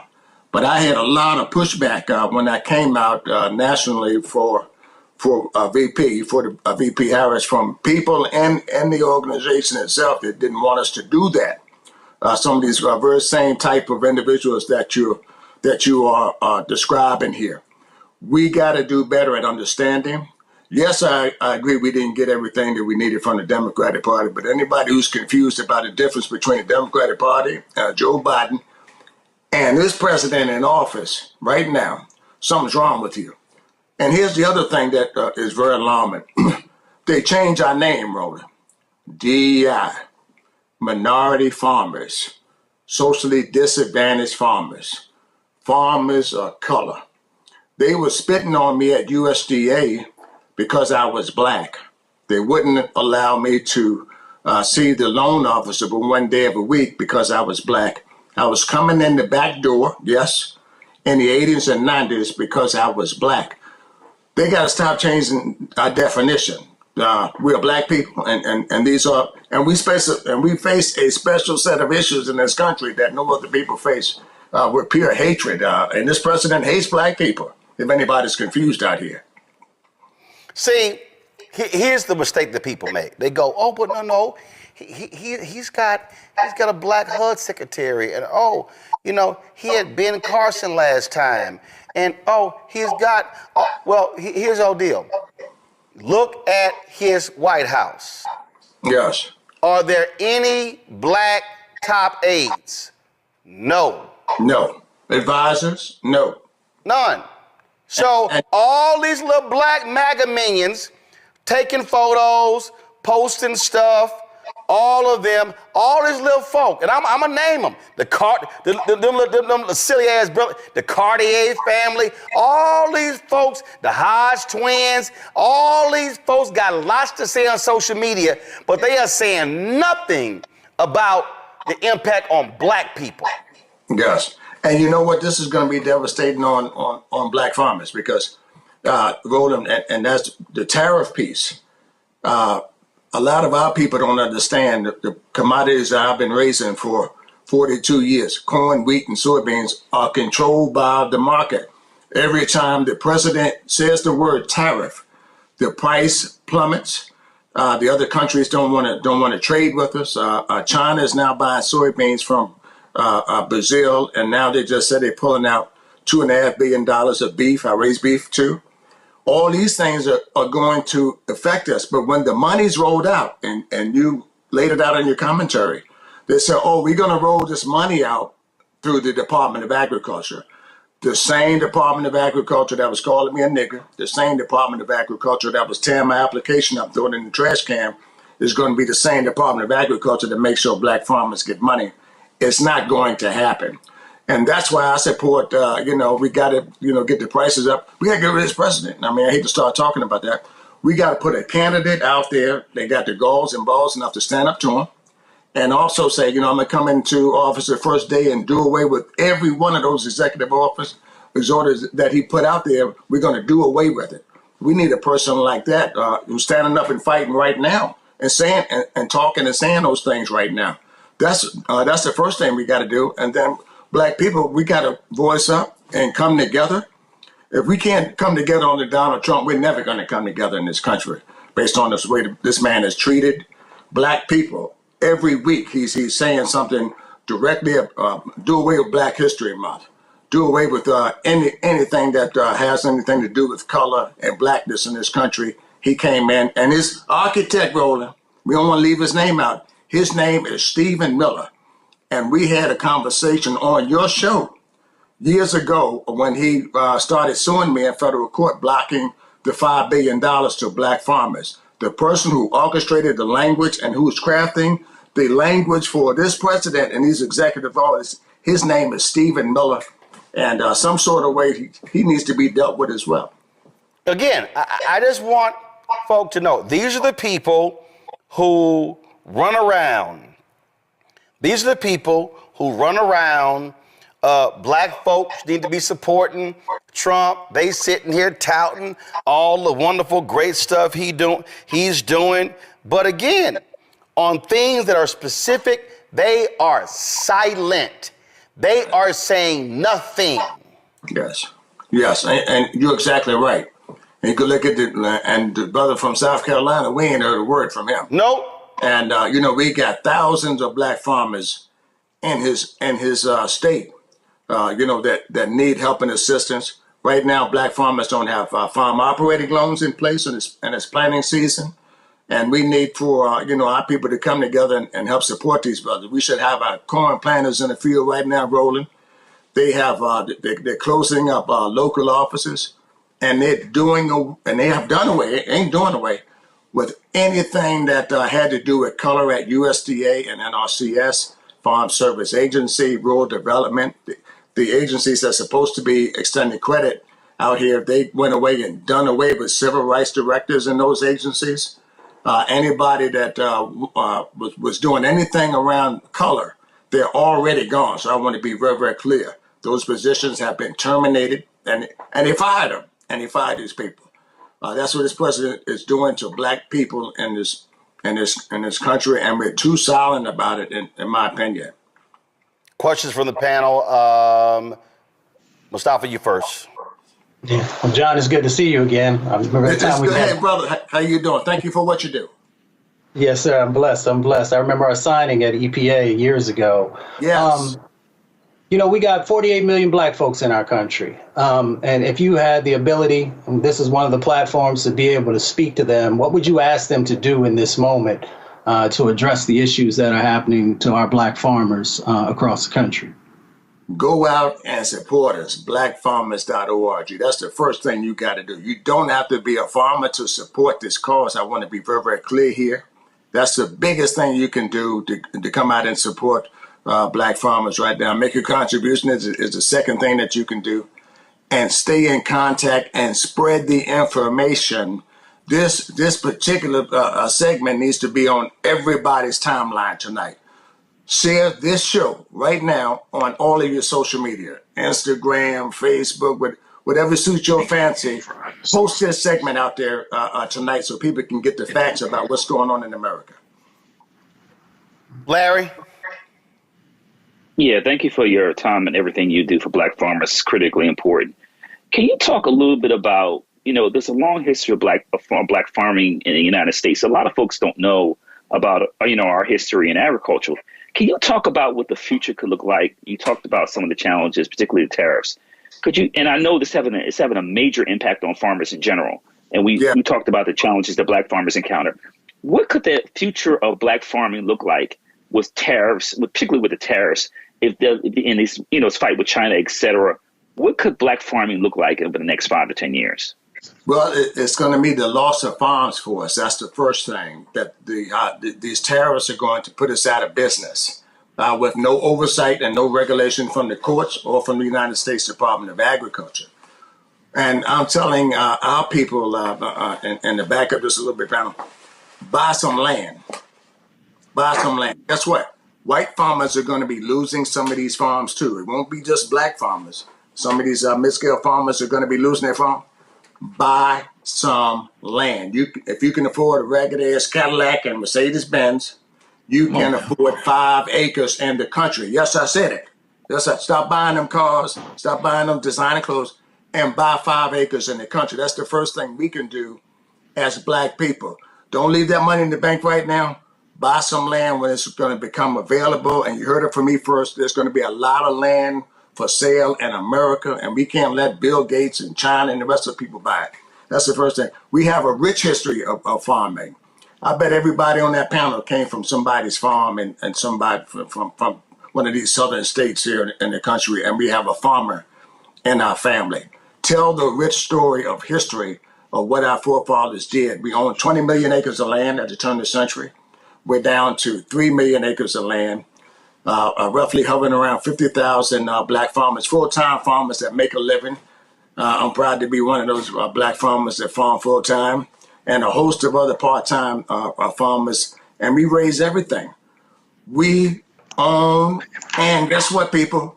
We're the best. I said it on your show, Roland. We're the best farmers ever in this country because we survive with no loans. We survive with discrimination. We survive with ag companies not supporting us.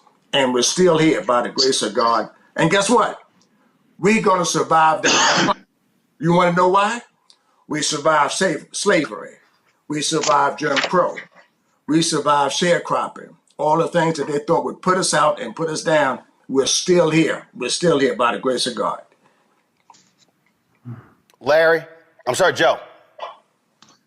Thank you so much, sir, for what you're doing to build on what it was that you were saying. My grandmother, Lucy Perdue, was born in Sparta, Georgia, grew up in Macon, Georgia.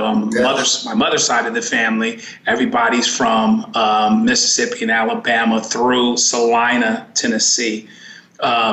Give us city folk, a one-on-one on why farming is important. It's gotten, a little trendy for us to sit and talk in church about, we should use this land and you should grow some things, et cetera, et cetera, et cetera. But give those of us that don't know and haven't really gotten it a quick one-on-one about the importance of farming to what we eat every day already. Thank you for that. And my grandfather's name was Thomas Boyd.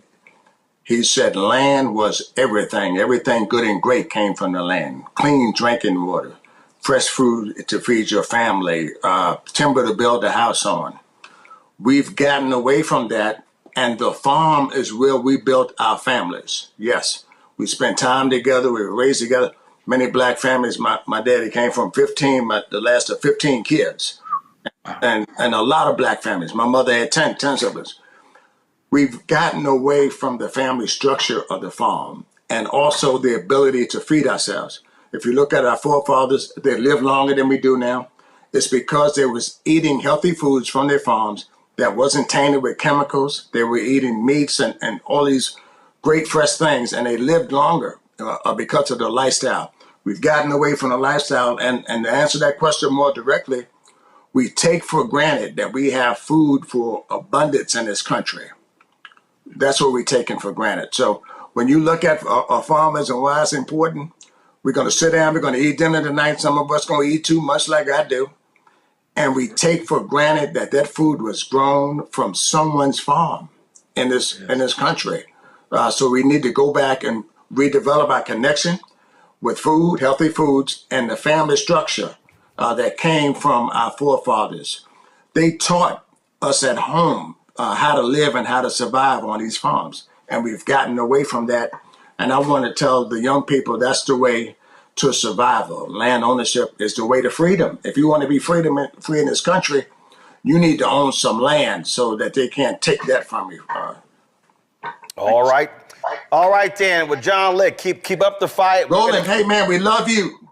I appreciate it. We love you. We support you, and we appreciate the fight that you put out here every single day, man. Thank God for you. I appreciate it, and I have not forgotten your offer to come down to the farm to ride horseback. Come down here, man. I saw you out there with that cowboy hat on, Roland. Come on now. I want you on my farm wearing that cowboy hat. Oh, that ain't a problem. I got a few I can rock. Now how far are you from DC?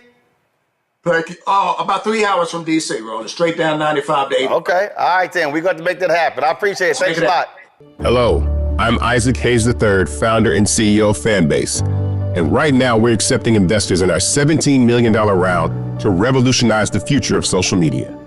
Today, for just $399, you can own 60 shares of stock in Fanbase at $665 a share. Go to startengine.com/fanbase and invest today. While the big platforms have grown too massive and disconnected from their users, Fanbase is building a platform where creators and users truly come first. We've already raised $8.6 million from everyday investors who believe in this vision, and now you can join them. This is your chance to invest in a social media tech company with over 1 million users that is disrupting media by allowing anyone to reach all of their following and monetize their content from day one. The market is changing, big platforms are failing to serve their users, and Fanbase is stepping up to fill the gap. Don't wait until it's too late. Invest now. Invest for yourself and your future. Go to startengine.com/fanbase and own the future of social media.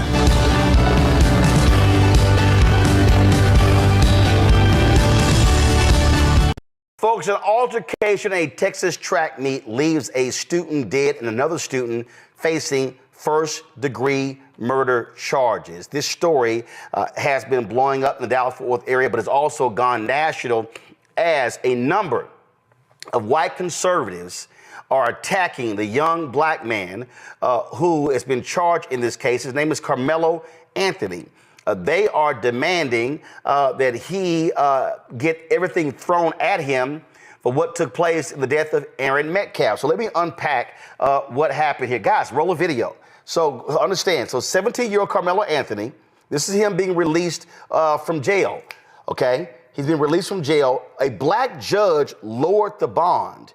Well, that black judge has been getting death threats as a result of that. That's Judge Angela Tucker. She's been getting massive death threats. Now, again, 17-year-old Carmelo Anthony says he was only protecting himself when Austin Metcalf, according to witness statements to police, tried to shove Anthony, who attended a rival high school, out of a pop-up tent when Anthony grabbed a knife from his backpack and stabbed Metcalf in the heart. Now, Anthony is now out on bond. Now, his parents held a news conference today, and the father of Metcalf showed up. Here's a tweet that racist Charlie Kirk sent out with the video from the news conference, okay? He sent this tweet out here, all right? And so you see him attacking the family and attacking activists because of what was stated. What does Kirk say? Insanity. Dominique Alexander, who represents Carmelo Anthony, just attacked Austin Metcalf's father, Jeff, for attending a press conference held by the Anthony family, calling his presence, quote, a disrespect to the dignity of his son, unquote. Kirk tweets, this is revolting. I responded to Kirk. I said, I'm curious. If the Metcalf family held a news conference and Carmelo Anthony's dad showed up at that news conference, would you be saying the same thing? Joining us right now is the activist in Dallas, Dominique Alexander. Dominique, glad to have you back on Roland Martin Unfiltered. It's been some time. So, first of all, you have Charlie Kirk saying you represent the family. You're not a lawyer, correct? Not at all. So, Not at all. So explain for the public your role in this case. So the Next Generation Action Network, of course, is founded here in Dallas, Texas, in the Dallas-Fort Worth Metroplex since 2014. We are the advocacy arm. Our organization is an advocacy-led organization. We are not the attorneys. The attorney for this case is Mike Howard. We do the advocacy around making sure that people are aware of this situation and supporting and how to support this family and to ensure that this family's rights are not violated. And the things that are legal matters are handled by the lawyers. What's crazy here is, so check this out. Here's a tweet right here. This person said, I did a Twitter search for Carmelo Anthony till up to 2 days ago after the incident. I could only find one post from a black account defending him, but there are countless posts from whites making it a race issue. Whites racialize everything, then cry when black people take sides. And then this is a scroll of tweets that this person actually pulled. And when this story first happened, they called Carmelo Anthony a thug. It was all sorts of names. They were saying that Aaron Metcalf was this football star. He was this bright young man, talented, high grade point average, all of that. But Carmelo Anthony is not a thug. Carmelo Anthony is a high grade point average student as well. And so Anthony was being treated as a savage, and Metcalf was being treated as the golden, a perfect student, the golden child, if you will. Yes. One of the things, Roland, that we need to point out in this situation is that most of the people raised their consciousness because of what Hunter Metcalf said in the local media, where he literally admitted over the weekend, days after, the same day, I believe it was the next day, where he stated that his brother was told by Carmelo to not touch him and literally admitted that he did it anyway. And so no one did that interview for Hunter Metcalf. He did it himself. And so this hate, this race, this bigotry wasn't introduced by us, right? It was introduced by them, right? And I'm gonna say this, Roland. I don't know if you even remember this because I was on the panel for the DPD police chief, and I believe I had this guy coming after me, and I used this quote, and I said it on your show, and it was quoted in other publications, even the New York Times. We will never ask the oppressor for permission to liberate our people. I don't know if you remember me. Oh, I remember. Yeah, I remember. Show. You know what I'm saying? Yeah, I remember. We will never ask that. And I will say that 10 years later. Don't get mad when you come after ours and then we respond and support ours, right?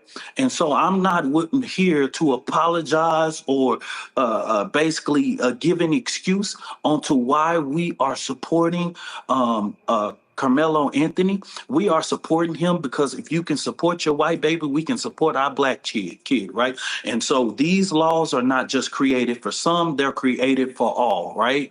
And so just like he should have his right to be able to claim self-defense, and what I want them to understand is Carmelo didn't come out days later and claim self-defense. He claimed self-defense the moments the police touched him, the moments the police even arrested him and detained him. He didn't come days later. He has always, and it's in the affidavit. But what these people have done is create it as a racial thing. We see that even with this judge. This judge is literally has been a Republican for over 3 decades. I personally don't agree with her political views or whatever it may be. She will probably never be at a Next Generation Action Network protest or anything we do, right? But what they show Black America is, regardless of what ballot box you check, you are still Black in America. And that's what they're showing to the people. And that's what people are rising up again. And I told somebody, this Trump administration is going to either unite us or divide us, right? And I'm just happy to see Black America and our allies standing in this rainbow coalition of justice to say, no, this is not right.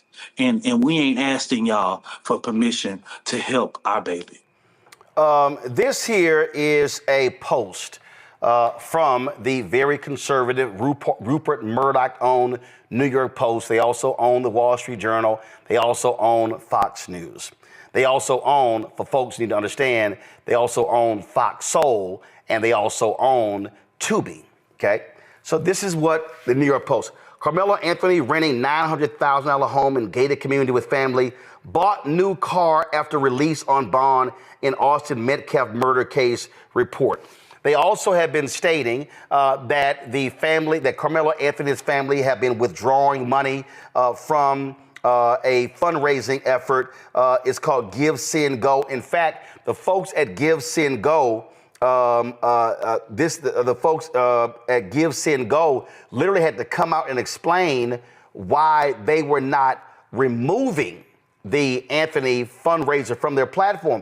People were threatening that platform by saying you should not be allowing them to raise money. This right here, y'all, give me a second. This is actually the New York Post tweet right here. But the folks even at TMZ reported no money was actually withdrawn from this account. Correct. TMZ actually called Give, Send, Go and actually asked them, have the family have access to this fund? And they literally responded and said no. And what was interesting about it is around noon yesterday, they called them and got that confirmation. Well, Give, Send, Go sent an email to the family at about 2 p.m. Central Standard Time, notifying that they could actually start the process of withdrawing the funds, which everybody know, even withdrawing, it takes a few days to even hit your account. When the family put their information in to be the beneficiary of the account because the account was set up by someone else, that took days for verification and especially when the money is for the benefit of a minor. It took days for verification, and these falsehoods was only created to discourage people from giving money to the platform. So they start these lies and all of these things that they could have easily verified by just picking up the phone, calling, give, send, go. They would answer the phone, they would respond to emails, and they let them know. And so TMZ called directly, and they responded. And so they could have done that just like anybody else, but no, they just started spreading out reports, all of these things. They started talking about the family paying for private security. The security, if you see the video, the security is my security staff. The director of security for NGAN is in that video escorting Carmelo Anthony out as well as me and another individual of the NGAN staff, right? We have our own security apparatus, and we have made it our business to ensure the safety of this family. The Daily Caller, they put this tweet here out where they pulled from the news conference of Carmelo's mother. And again, I need people to understand the framing. Control room, y'all get the clip ready. The way this was framed, and I keep telling people, this is why Black-owned media matters. This is why social media matters, why you need to have credible Black voices. The framing of, and look, we've been trying to get the Anthony family on to talk about this as well, because the framing from day one has been Black thug kills perfect white football star. That was the framing from day one. Folk took that and they ran with the photo, not of Carmelo in a suit, not Carmelo in his athletic attire, not any of that. Everything was about, let's show thugs. So this is a photo here.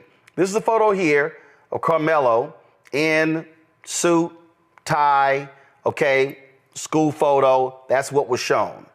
But the framing, when we saw all of these stories, when we saw everything come out, and I remember from day one, it was, oh, no, we're going to show something different. And this is what it was right here.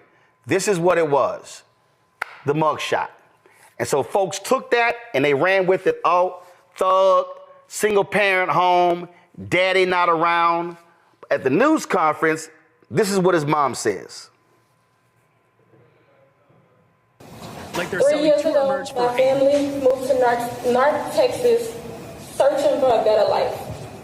Like so many other families, we wanted to give our children the future we did not have.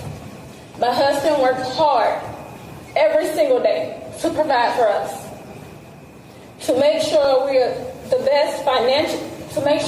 best financial position possible. As a stay-at-home mom, I made it my life's mission to ensure our children are loved, nurtured, and supported every step of the way. In wake of this tragic incident, our family has been under attack. Whatever you think what happened between Carmelo and the Metcalf boys, my 3 younger children, my husband, and I didn't do anything to deserve to be threatened, harassed, and lied about. The lies and false accusations that have been said about us, especially over the past week, has been overwhelming.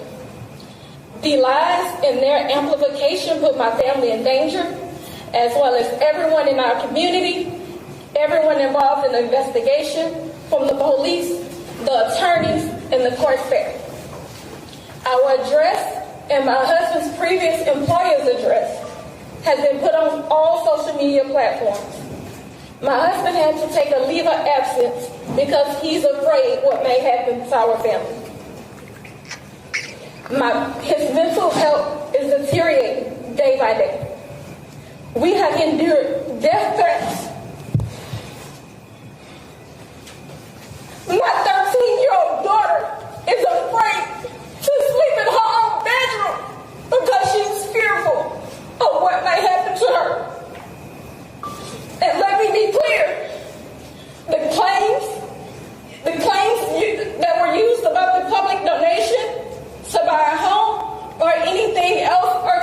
false. We have not received a single dime from the Give Send Go fundraiser. And the co-founder has stated that clearly. And in reality, we were just notified yesterday that we could begin to withdraw funds. And it still takes several days to receive those funds once the request is made. I don't know why we are being targeted and discriminated against before a fair trial. Our son deserves the same rights under the law that everyone is afforded to. He's been raised in a two-parent home with structure, stability, love, and we put God first in everything that we do. We believe in the Constitution, we believe in the laws of this state, but those laws must apply to all of us, not just some of us. To be clear, we will not speak publicly about specific details of what happened under the tent on that rainy and awful day. There's an active investigation that everyone involved wants to be full and fair. We believe in the legal process, and that is where the truth will come out. To the family who experienced the loss, my heart truly goes out to you. To those who have supported my family, thank you from the bottom of our hearts. We ask for your continued support, patience, and prayers as we navigate this difficult process. Thank you. That right there, quite emotional, and families describing all they're going through. And again, the framing or the narrative of this has been, this family is broke, destitute, all that sort of stuff. Then it's, how dare they go to this home? How dare they? People who don't understand Dallas-Fort Worth, just describe for them the area where this school is located and the type of homes that exist out there. This is not a low-income area of Dallas-Fort Worth. Not a single low-income area. Frisco, I'm born and raised in Dallas, Texas. Y'all graduated high school in 2007. Literally, Roland, this area where they were was just late. It was just fields. This is an area that has been developed in the last decade or two. And I know you know that a lot about that, Roland, too. These were fields when I was a kid. Literally fields. The medium income level is there probably about $150,000. This is not a low income area. This is home of where the Cowboys headquarters is, a number of development. I believe Universal Studios is about to come there. This is not a cheap area. So if you're trying to lease a home or do anything, you're going to live probably in a $400,000, $500,000, $600,000, or $800,000 home, right? If you are leasing in this property. And Roland, man, I just wanted people to see the heart of this family. Just to see that video of the mother saying that was even hard, because here in this office, as people watching that press conference and hearing that mother, it wasn't a dry eye in the building. And especially for people who know Kayla Hayes and know this quiet woman and soul, and that just came from the bottom of her heart, and just the pain, the fear, I've been there to see the pain, the fear of these children and the things that they have had to experience with this situation. And I just want people to understand, the hate hadn't been coming from here. We didn't create it, or we cannot pull a black card. The reality, that's our reality. That's what we live through every day. We can't pull our reality, right? And we ain't going to apologize for being yet black in America. We ain't going to apologize for that. And I think what you said, Roland, is important because that's what set the outrage of most people in America, black people particularly, about this case to say, hold up, wait a minute now. Y'all going too hard. And then young people started to post that even knew Carmelo Anthony, right? And was saying, Carmelo is not this. Carmelo is a 3.5. his colleagues started standing up for him on social media, right? The kids, the overwhelming support. That's the reason why we told everybody we could not talk about the nuances of the case because it's so involved. Every last witness to this situation is a minor. We cannot release we can't release the information around it because there were no adults in that proximity of that area, right? All of the witnesses to this are minors. And that's one of the things we wanted to give clarity to today, to make sure people understood the facts, because there's so many different moving parts. But as soon as I release one of those kids' name or even an inkling around it, I become legal liability civilly and criminally. Just for folks who are watching, just so they can understand, again, how this is being played out. I'm trying to connect here. If you go to Twitter, and I call it Twitter, you go to Twitter and you type in I do too. Carmelo Anthony Mug, Karmelo Mug. We're having a connection problem.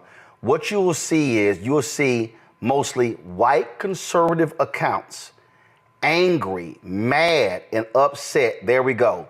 Look at this. Carmelo Anthony's family has no shame, allegedly selling Justice for Carmelo t-shirts for $25 to profit off his killing of Austin Metcalf while flaunting a $150,000 Cadillac Escalade and a $3,000 a month gated community rental. Does this send the wrong message? And then you see disgusting, the family of alleged murderer Carmelo Anthony. Then, of course, it's no shock you got black conservative grifter Brandon Tatum. What does he post? When a community celebrates the accused instead of mourning the victim, it's a sign of serious cultural rot.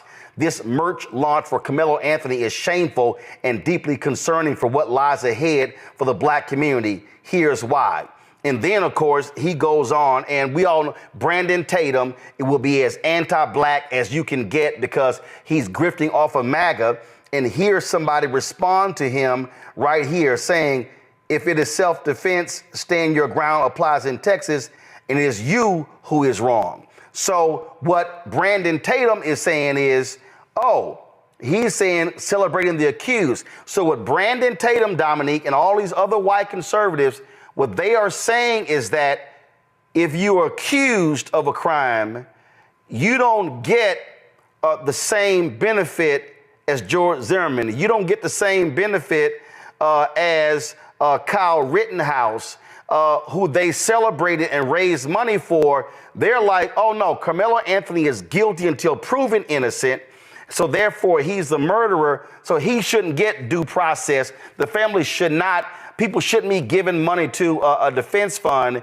And again, their framing is that this black thug killed a perfect football star who's white. That's the framing of this. And that's how this thing is played out in media and social media.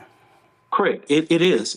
And yet Twitter is yet, because of the oligarch that owns it now, is yet a nesting breed for yet extremists to yet just go in and command the algorithms and just put a whole bunch of different things. That's the reason why our organization don't even check that stuff, don't even do anything on that yet platform, because of the simple fact that we know that that is a nesting ground for conservative, right-wing extremists and hateful people to use that platform to put out disinformation. And they've been doing this they've been doing this ever since this platform was purchased by Elon Musk.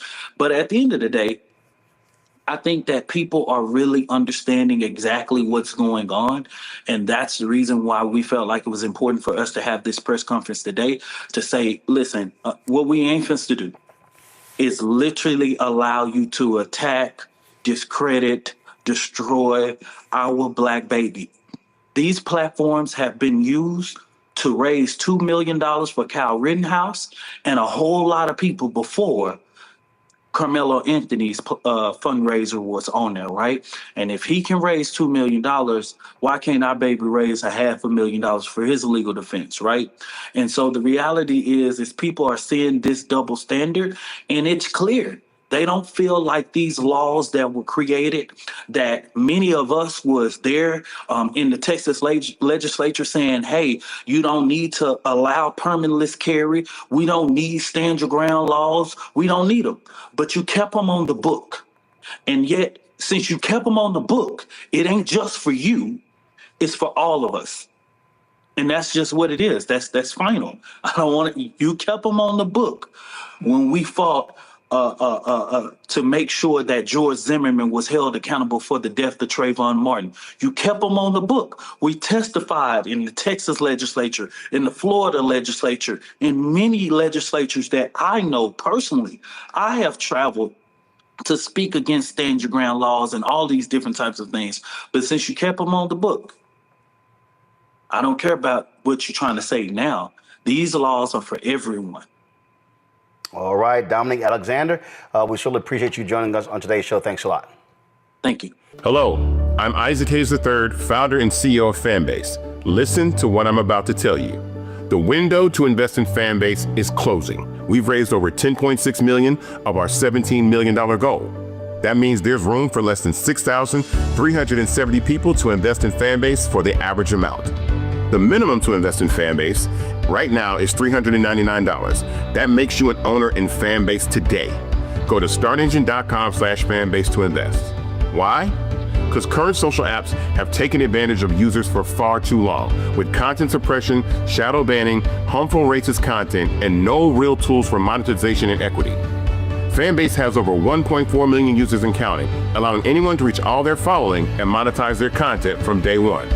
Social media is the new TV, and whoever owns the apps that distribute that content have the opportunity to own potential billion-dollar companies. While big platforms with uncertain futures are failing to serve their users, Fanbase is stepping up to fill the gap. Don't wait until it's too late. Invest now, invest for yourself and your future. Go to startengine.com/fanbase and own the next generation of social media.